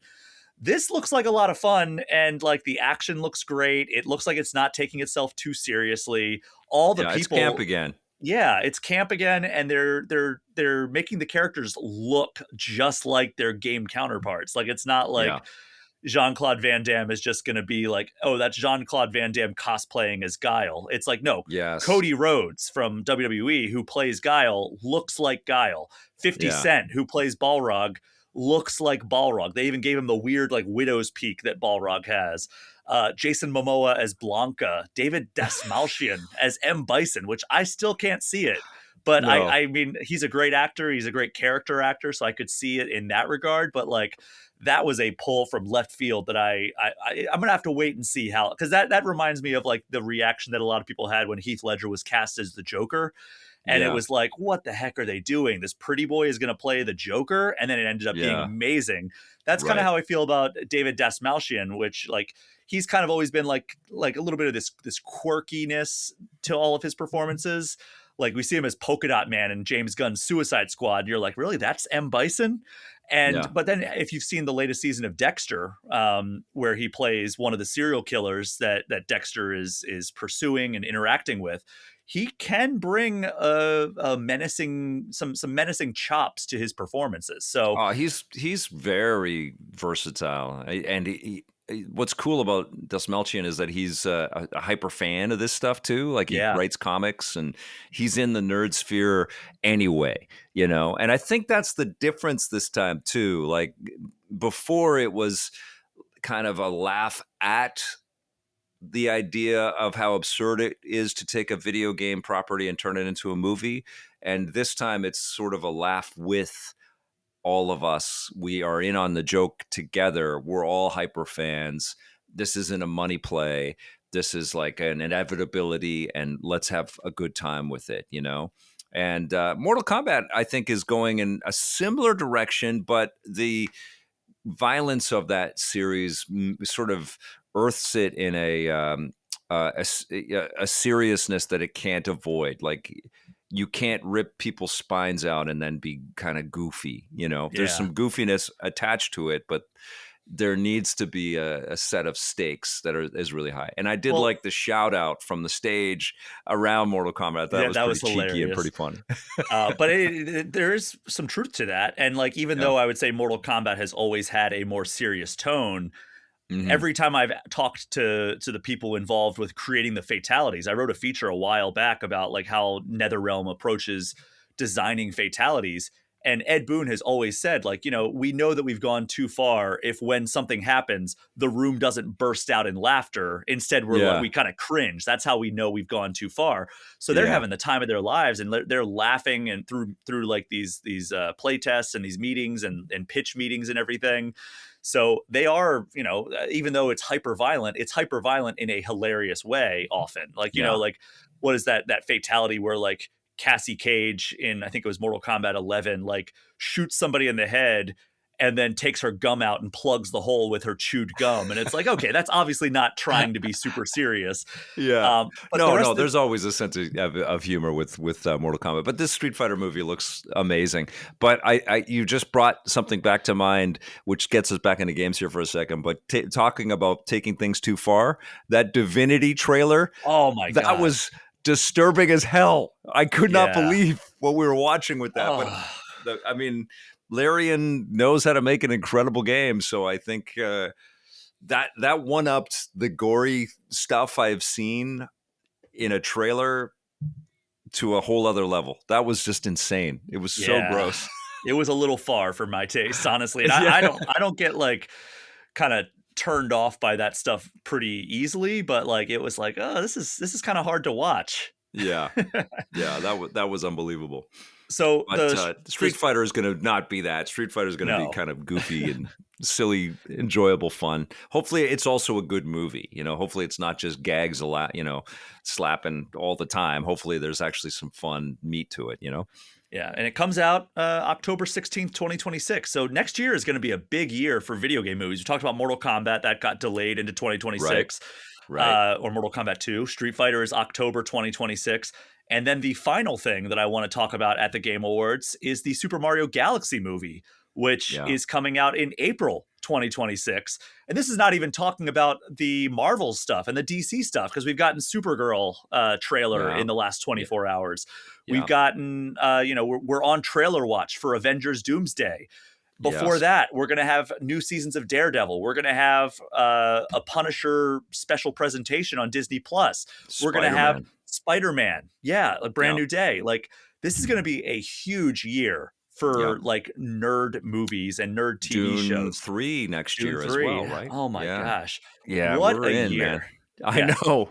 And then in the middle of all that, the atom bomb of Grand Theft Auto 6. Oh my gosh. And all these other things like we've talked about, like Wolverine and other like nerd crossover. Yeah. Yes. So Super Mario Galaxy movie. We got a new extended scene featuring let's to the viewers and everybody listening, let's make a promise to ourselves to leave our cocoons every once in a while, to get outside and see real human beings and get some sunlight on our faces. Okay, let's not just be in our entertainment cocoon it's going to be hard, but let's let also the sunlight of 2026 in a little bit too. It is going to be a monumental task to pull me away from screens next year, I think. I know. But yeah, we got a new scene, or a new extended version of the scene that we saw in the first Mario Galaxy trailer, Mario and Luigi fighting Bowser Jr. As a reminder, Chris Pratt, Charlie Day, Anya Taylor-Joy, Jack Black, Keegan-Michael Key, all returning. And this one adds Brie Larson as Rosalina and Benny Safdie as Bowser Jr. What is your hype level for the Mario Galaxy movie? It's huge. And it honestly has very little to do with the actors involved. No offense to any of them. They're all solid. I'm really happy that Brie Larson got a dream realized. I think that's awesome. Fantastic casting. And Rosalina is such a cool character. I can't wait. And I was so filled with joy with the first Super Mario Brothers movie. Like I was in awe of it, very much like the first Sonic the Hedgehog film. It's like, oh my God, like people that really care made this, people that really don't want to disappoint the millions of us that adore these universes made this. And I felt very cared for. And it was not especially ambitious in terms of its narrative or where it was going, but I didn't care. I just felt so joyful watching it, and I'm feeling the same kind of vibe off of Super Mario Galaxy. And obviously what this kind of introduces is the potential for the multiverse in the Mario space, and the propensity for the filmmakers to give us cameos of all kinds of other Nintendo acknowledgments. And I'm excited for that. But even on top of that, I'm more excited about what has to be in the works is a Super Mario Galaxy 3 for Nintendo Switch 2. Oh my gosh. I gotta be thinking it's maybe too much of a straight line for Nintendo, but it feels like, what are they doing here? Like when they were dropping all the Donkey Kong games and then, here's Donkey Kong Bonanza. I mean, it feels like this is what's going to happen. God, that would make so many people happy. Yeah. But Mario Galaxy movie comes out April 3rd, 2026. Maybe we get a Rosalina game because it seems like Oh, she that'd be is being great. positioned like just a Yeah. Rosalina focused game. Because you think about what happened after Mario Brothers movie, like the first one, we Yep. got Donkey Kong Country Returns HD. We Yep. got Princess Peach Showtime. We got Great Mario game. versus Donkey Kong. We got Great Luigi's game. Mansion 2 HD. So it was like they Right. were really capitalizing. Toad didn't really have a game they could put out there because they already put Captain Toad Treasure Tracker That's a on. great game, man. It's Oh so my good, God. so Yeah, underappreciated. I know. And so they really capitalized on the ensemble cast of the characters that they have with the subsequent releases after that game made over $1 billion, or that movie made over $1 billion at the box office. I Yeah. could see them doing a similar thing with this if this is anywhere near as successful. Like, all right, we've got these other characters. We got Bowser Jr. out there. We've got Rosalina now added to the cast. Let's really just double down and make games that really hammer home how popular these characters are now, even more so than they were before. Yeah, yeah. Did you So- get the Rosalina storybook? I did not. No, I've got so much stuff and I have less space than I've ever had in my life. I So I have to know. really cut back on some of this physical stuff that I'm collecting. I hear you. I did get it. My daughter's too old to kind of like story time read it, but it's very cute. But the other thing we didn't talk about in the news is the Virtual Boy Oh, yeah. pre-orders went live. And did you get one of those? Did you pick up the I Virtual Boy didn't. for Nintendo Switch 2? It's apparently, I mean, I don't know if it's selling well now, but it didn't sell out in the first day, which is kind of a new thing. And it's kind of like a sign of how it didn't sell out the first time it came out. Yeah, I well, did it's pick one up though. It's one of those things where it's like they're asking you to pay $100 if you want like the actual experience. And Yeah. what does that get you? That gets you access to the worst library in Nintendo history. And it's a novelty for sure. But it's like, this is undisputably the worst game console or whatever it is that Nintendo has ever produced. And they're like, hey, you need to have this ugly thing sitting around your house, which it's cool if it's the original one. Like I used to have the original Virtual Boy sitting on my desk at Game Informer back when we had physical office. Yeah. And it was just a cool conversation piece. This is just going to be like, all right, yeah, this is just like a tchotchke. peripheral, right? Yeah. Yeah. So it's like, I don't want Yeah. that sitting around my house. And then also it's $100 to get access to this thing. Yeah. My idea is that this is them testing the waters for an eventual second screen peripheral that will allow them to port over DS, 3DS, and Yeah. Wii U experiences over to the Switch 2. I've they're been going to see saying how that this works since first. we had the 2 USB slots on the Switch 2 when that was revealed. And I really hope that they do that. And it is a huge flex on Nintendo's part. Like if this does very well, the company can say, yep, we can pretty much make anything. Yeah. Turns out it's not I- the DS that prints money like the old meme said. It's just Nintendo prints money. Yeah. Especially this day Well, and age. They had the Wii U, and that was about the only thing they've put out in recent memory that was a substantial flop. Like Labo, I guess you could say, was a flop, but like it wasn't as big of an investment as the Wii U. The No. Wii U is really Nintendo's only time where they truly tripped and fell on their face. Oh, the branding on that. I mean, that's why I'm so glad that they just stuck with Switch 2. Imagine if they tried to call this something else like and how new confusing Nintendo it would have Switch been. or Super Yes. Switch, as a lot of people were positing. I think Super Switch Yeah. would have come back to bite them. Me too, because the Super Nintendo did not do as well as the NES, and it's a way better console, and it's because people already had their Nintendo. That branding is so freaking important. PlayStation got it right, man. They did. They didn't nail it every single generation right out of the gate, but they knew it was a very easy way to push people to something new. Even when they did try something different with the Vita, that didn't work out for them. If they had called that a PSP2, that would have been a more successful product. Anyways, Yeah. I mean, that's look no another further podcast. than Xbox, right? Like Xbox. That is the dumbest Xbox amount of 360, branding ever. It's so Xbox stupid. One, Yeah. which made no sense. Even their No. justification of like, oh, it's an all-in-one entertainment console. It's like, no, that doesn't make any sense. And then Yes. going from they had the Xbox One X, and then they had the Xbox Series X. And it's like, what Yeah. are you guys doing? It reminds me I of know. Lords of the Fallen, which is another Game Awards thing, where Right. it's like, all right, we had 2.5. Lords of the Fallen 2.5 announced alongside Lords of the Fallen 2, But Lords of the Fallen 2.5 is for Lords of the Fallen, which is actually the second Lords of the Fallen game. Lords of the Fallen 2, which is actually the third Lords of the Fallen game, doesn't come out until next year. And it's like, what are we doing here, guys? Like, because there are two games called Lords of the Fallen. Yeah. There was Lords of the Fallen, what was it, 2015 or 2014 that came out? And then they just rebooted it without changing the name. And it's just Lords of the Fallen that came out, 2 years ago? And then, whenever you do that, you're refuting and killing the value in that first time, And Xbox is a brand, it's so tied to the 90s, it's so tied to like 90s transitional to that's the extreme kind of vibe on everything, that's when the X games were huge and all of that stuff. So it's tied to a specific thing. So the fact that they could keep the Xbox brand going and going and going, but then they tarnish it by all of these weird external decisions and extraneous decisions. It should have been Xbox 1, 2, 3, 4, and people would have been right on board. They would have been clear with that, But no, the Xbox One was their third console, believe it or not.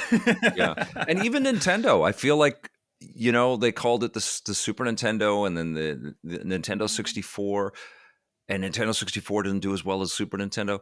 If they had just called it the Nintendo Entertainment System 1, Nintendo Entertainment System 2, Nintendo Entertainment System 3, we'd be up to the 6th or 7th right now. But I think there would have been this like, oh, it's time to upgrade kind of vibe on everybody. But people dip in and out based on market conditions. Well, I'm sure you it remember wouldn't have been so. Pardon me? I was going to say, I'm sure you remember in the early 90s, people thought that it was a scam that Nintendo was requiring them to upgrade to a new system in order to access new games, and then the old games don't work on. You can find old news reports of parents being outraged in Christmas of 1991 that Nintendo wants them to buy a new console after the NES. They're like, no, this NES should just play every video game forever, not understanding that there are technical differences between them and that the SNES can do things way beyond what the NES was capable of. And if you put a number 2 on it, everybody gets it. It's like, we complain about that with PlayStation. Like the PS5 should be backwards compatible all the way to PS1 for sure. It should accept all your discs. But the fact that it has a number on the end of it, it sort of clues you in like, oh, I guess it's time to get a new thing. It's anyways, so Victor, that's a topic for another day. We tackled it pretty well today, I think. Kraft mac and cheese is the best thing ever. It's even better than pop music. You look just as natural enjoying us at age 13 as you do 55. Kraft mac and cheese. Best thing ever. But how did you feel overall about the Game Awards? Give me a letter grade for how well this year's show came together. It was a wonderful show in terms of getting me excited about the future of the business. I always feel a little shortchanged on the amount of developer time that we get, and I think that there's a rush through the awards themselves, and some interesting choices on what gets stage time. It's a big award show, and it does a lot to kind of hit all the quadrants. You know what? I think that my biggest takeaway is that it's time for non-endemic partners to step up and pay the exorbitant prices for advertising to put their ads in the spots. I think it's time for the game industry and the game awards to grow up out of this. We need to put video game ads into our video game trailer loaded show. So that there is this confusion of what am I watching? Just an ad for something that's out right now, or am I watching something that's coming? And I'm not a fan of free to play. I'm really opposed to it. I don't like that the industry moves so heavily in that direction to kind of devalue the onboarding price for things. I think it's really done a number on people's awareness of how games get paid for and how much they cost and the value of things. And there was a lot of free-to-play advertisement in there. And none of those games will win awards. They will not be talked about outside of the sphere of the users that are already in those universes. And I'm not throwing shade at the work involved, because clearly there's some good-looking, heavily invested in good stuff in those games. I just don't like the economics of those things. Yeah. But all that says to me is that it's time for car companies and movie companies and companies that see a trend line around game consumers to jump in and pay that $1 million for a 2-minute piece or whatever, and make those the ads, so that there's more difference between when we're jumping from world premieres into spots. And I think that is going to make the show better, and it's going to appeal to more people. But I also think that this might have been the most, I don't know, it was a really big entertainment rich experience. The fact that Jeff had like a whole like scene with Miss Piggy a couple of times, but like they were going back and forth, and yeah. they had bits, and I think the show needs to grow more in that direction. And the musical numbers can be enriched a little bit, but it's already delivering so much quality stuff. Like, it is a massive level up on where the awards at this scale were 10 years ago or 20 years ago. And, Jeff's doing a great job. And it's a lot to navigate. There's a lot of, and the industry's in a really weird upheaval space right now. And AI is a huge threat. And, global politics have infected everything. And in the midst of it all, there's so much joy in our video game entertainment. And I think that this show understands it and delivered it. They synthesized it and put it into this nutso show that I think if you're not in the game space, you were just watching it like, what the hell is happening here? It's so many different disparate pieces. Why is Lenny Kravitz in the middle of this thing? Jeffrey Wright and his son came out. Yeah, there's know. a lot of crazy stuff happening. And I will say, like, to kind of put a bow on this, you see a lot of cynicism about the show on social media. And I understand the criticism about it. I absolutely understand. I've criticized Jeff, both for his lack of acknowledgement of the labor problems that are happening in the industry, and like the rampant greed that we've seen in recent years from a lot of these companies, but also for how, it is a trailer show first and foremost and an award show second, and yet it's called the Game Awards, but we're rushing through so many awards, so it feels weird and dissonant in that regard of like, all right, let's give 3 or 4 minutes to this game to do a world premiere, and then in the span of 1 minute, let's rush through 3 award categories. And it's like, that feels a little not great, and not even bringing the developers up on stage. No. But that said, having talked to him on multiple occasions, he cares a lot about this work and this industry. And he has a very difficult balancing act that he does need to have, because if you're just doing awards straightforward, right? You're just going to, hey, this group is going to come up. We're going to present. They're going to say, all right, the winner is this. We're going to usher them off. We're going to have like maybe a 2-minute monologue from the host, and then another award category. And that's the entire show, maybe one musical performance, maybe one bit. If there's no trailers or anything, you're not getting an audience that rivals that of the Super Bowl, right? You are getting an audience that is substantially smaller, which is unfortunate, because it is great to see these developers recognized at places like the Golden Joysticks, at places like the GDC Awards, at DICE Awards, where it is very much, we are going to play a straight award show. We're going to have charming and charismatic hosts. Like, they do a great job at the DICE Awards in particular, getting amazing hosts for that awards.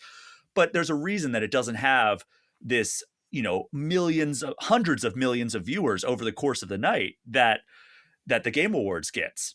And that's because Jeff gets all these world premieres, and people are tuning in to see what the future of, what is either their passing interest, their hobby, or their lifestyle is going to be.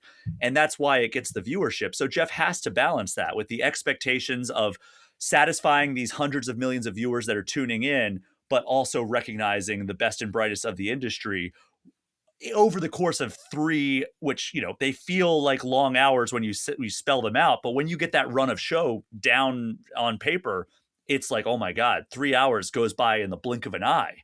Yeah, so it's a monumental task. as we are almost pointing out in this conversation, Yeah. just wrapping up the awards can go by super quick. Big time. Exactly. But yeah, so I don't envy the task that Jeff has in putting together a show that is a concise 3 hours with so many moving pieces, and also trying to balance the giving awards and allowing developers to have their time in the spotlight Yeah. against what I would argue the vast majority of people tuning into the Game Awards are tuning in to do.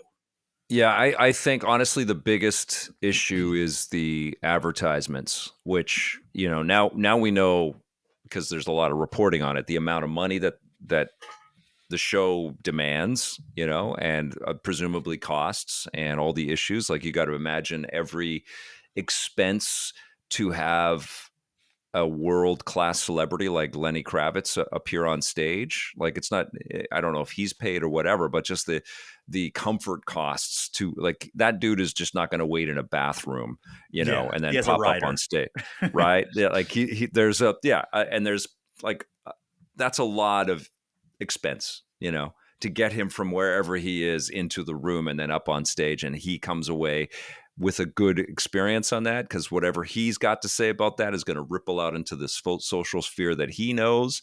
And if people are talking smack about the way that they're treated at these things, you're not getting access to whoever you want in the following year. So there's a lot of sophisticated behind the scenes costs involved, even if it's not just upfront paying people to be there or whatever, that I don't know if everybody kind of considers around that day. Plus the union costs in Los Angeles, like to pay for the space and to pay for every single light is hung by somebody that is experienced and represented. And it's not an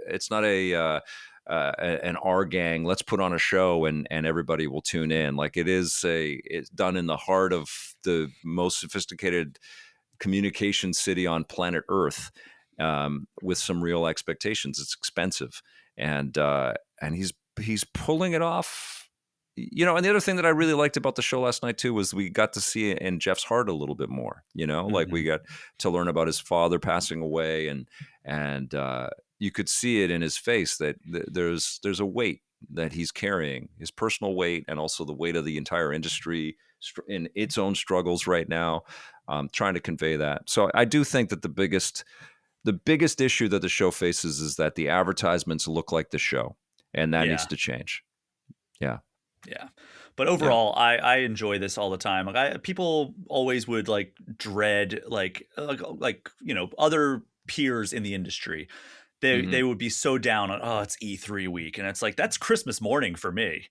Like, I loved E3. I love SGF. Dude, all those complaints. Like, I heard a lot of that stuff too around the launch of G4 as a TV network, and I would hear from people that were established journalists, and they'd be, bitching and moaning about all that stuff. And I would just say to them, look, if this fails, it's not good for the business. It really is not. It is a sign of bad things to come for the business. And that's exactly what happened when G4 did not work as a big network. And that was a heavily financed business, and it did not work through a million reasons. And one of them is the apathy of the industry itself, all the marketing teams and stuff. You've gone through it too with Game Informer. It's not a good sign when things like that, these potential pillars of consistency and good coverage and trust and respect that get built, and trust me, G4 had a long way to go with that. It certainly didn't reach the years that you guys were able to do, or the years that we were able to do, quite frankly, with EP. And that was through a lot of other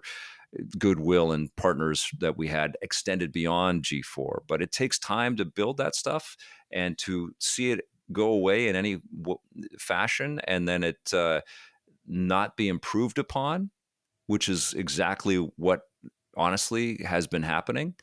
Like, there hasn't been a better magazine that has come out that was better than Game Informer, and thank you. There hasn't been a better video game network that came out to replace what G4 was. So we just lose these things, and if the Game Awards go away because people are like over it or whatever, what do we think? The next year we're going to have a better show than the Game Awards that reaches as many people? No.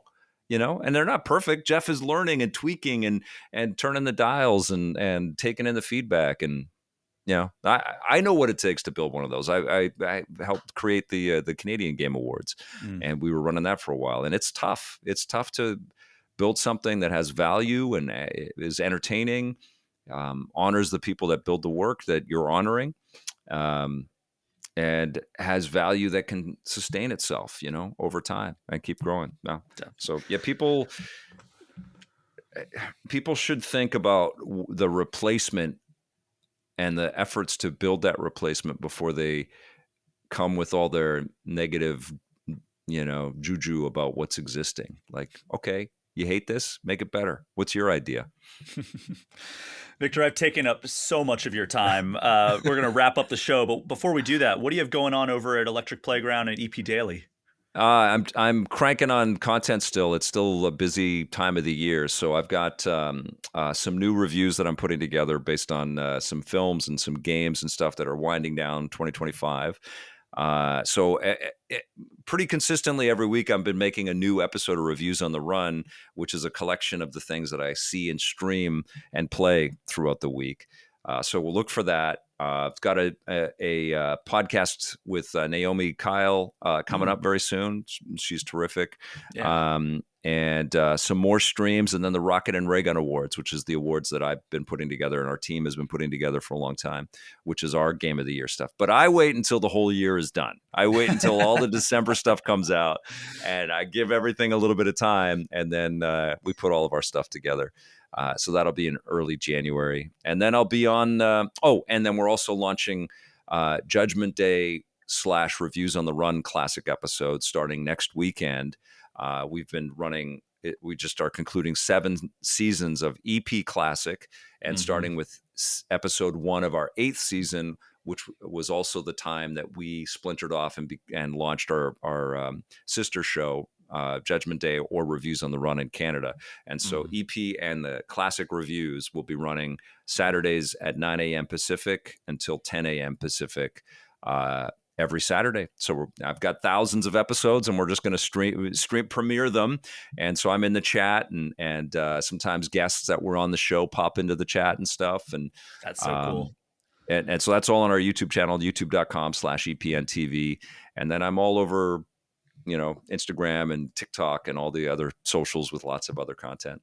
And honestly, that's been through a great partnership that we have with the University of Toronto, Mississauga, and our sponsors and partners at P&P Games, who have just been incredible allies, really saw the value in our history and honestly, the televised history of video games. We were kind of unique in our space. So it's been really cool and gratifying to re-experience all that stuff with their support, their help, and viewers are digging it. So that's what I'm doing. A little bit of everything, past and present and future. Well, you're obviously a very busy man, but thank you so much for joining me for this episode of All Things Nintendo. Oh, I loved it, Brian. Thanks for having me, pal. I'll see you soon. And thank you so much, everyone, for listening. As you know, my Patreon and the associated Discord server are the best ways to get any questions or comments in, but you can also get in touch with me at brian@allthingsnintendo.com or hit me up on Instagram or Blue Sky at Brian P. Shea. Victor, tell everybody your social media handles.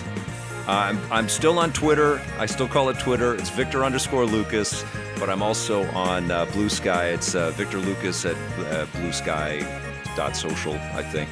And then I'm Batwing on Instagram. That is our show for this week. Thank you again for listening. Take care. We'll see you next time.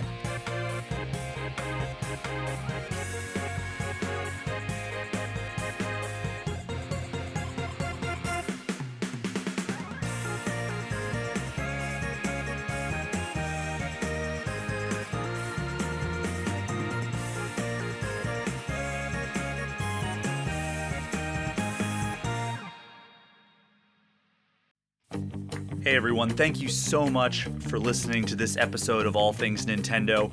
Before we close out the show, I just want to give a special shout out to the $10 patrons of the podcast.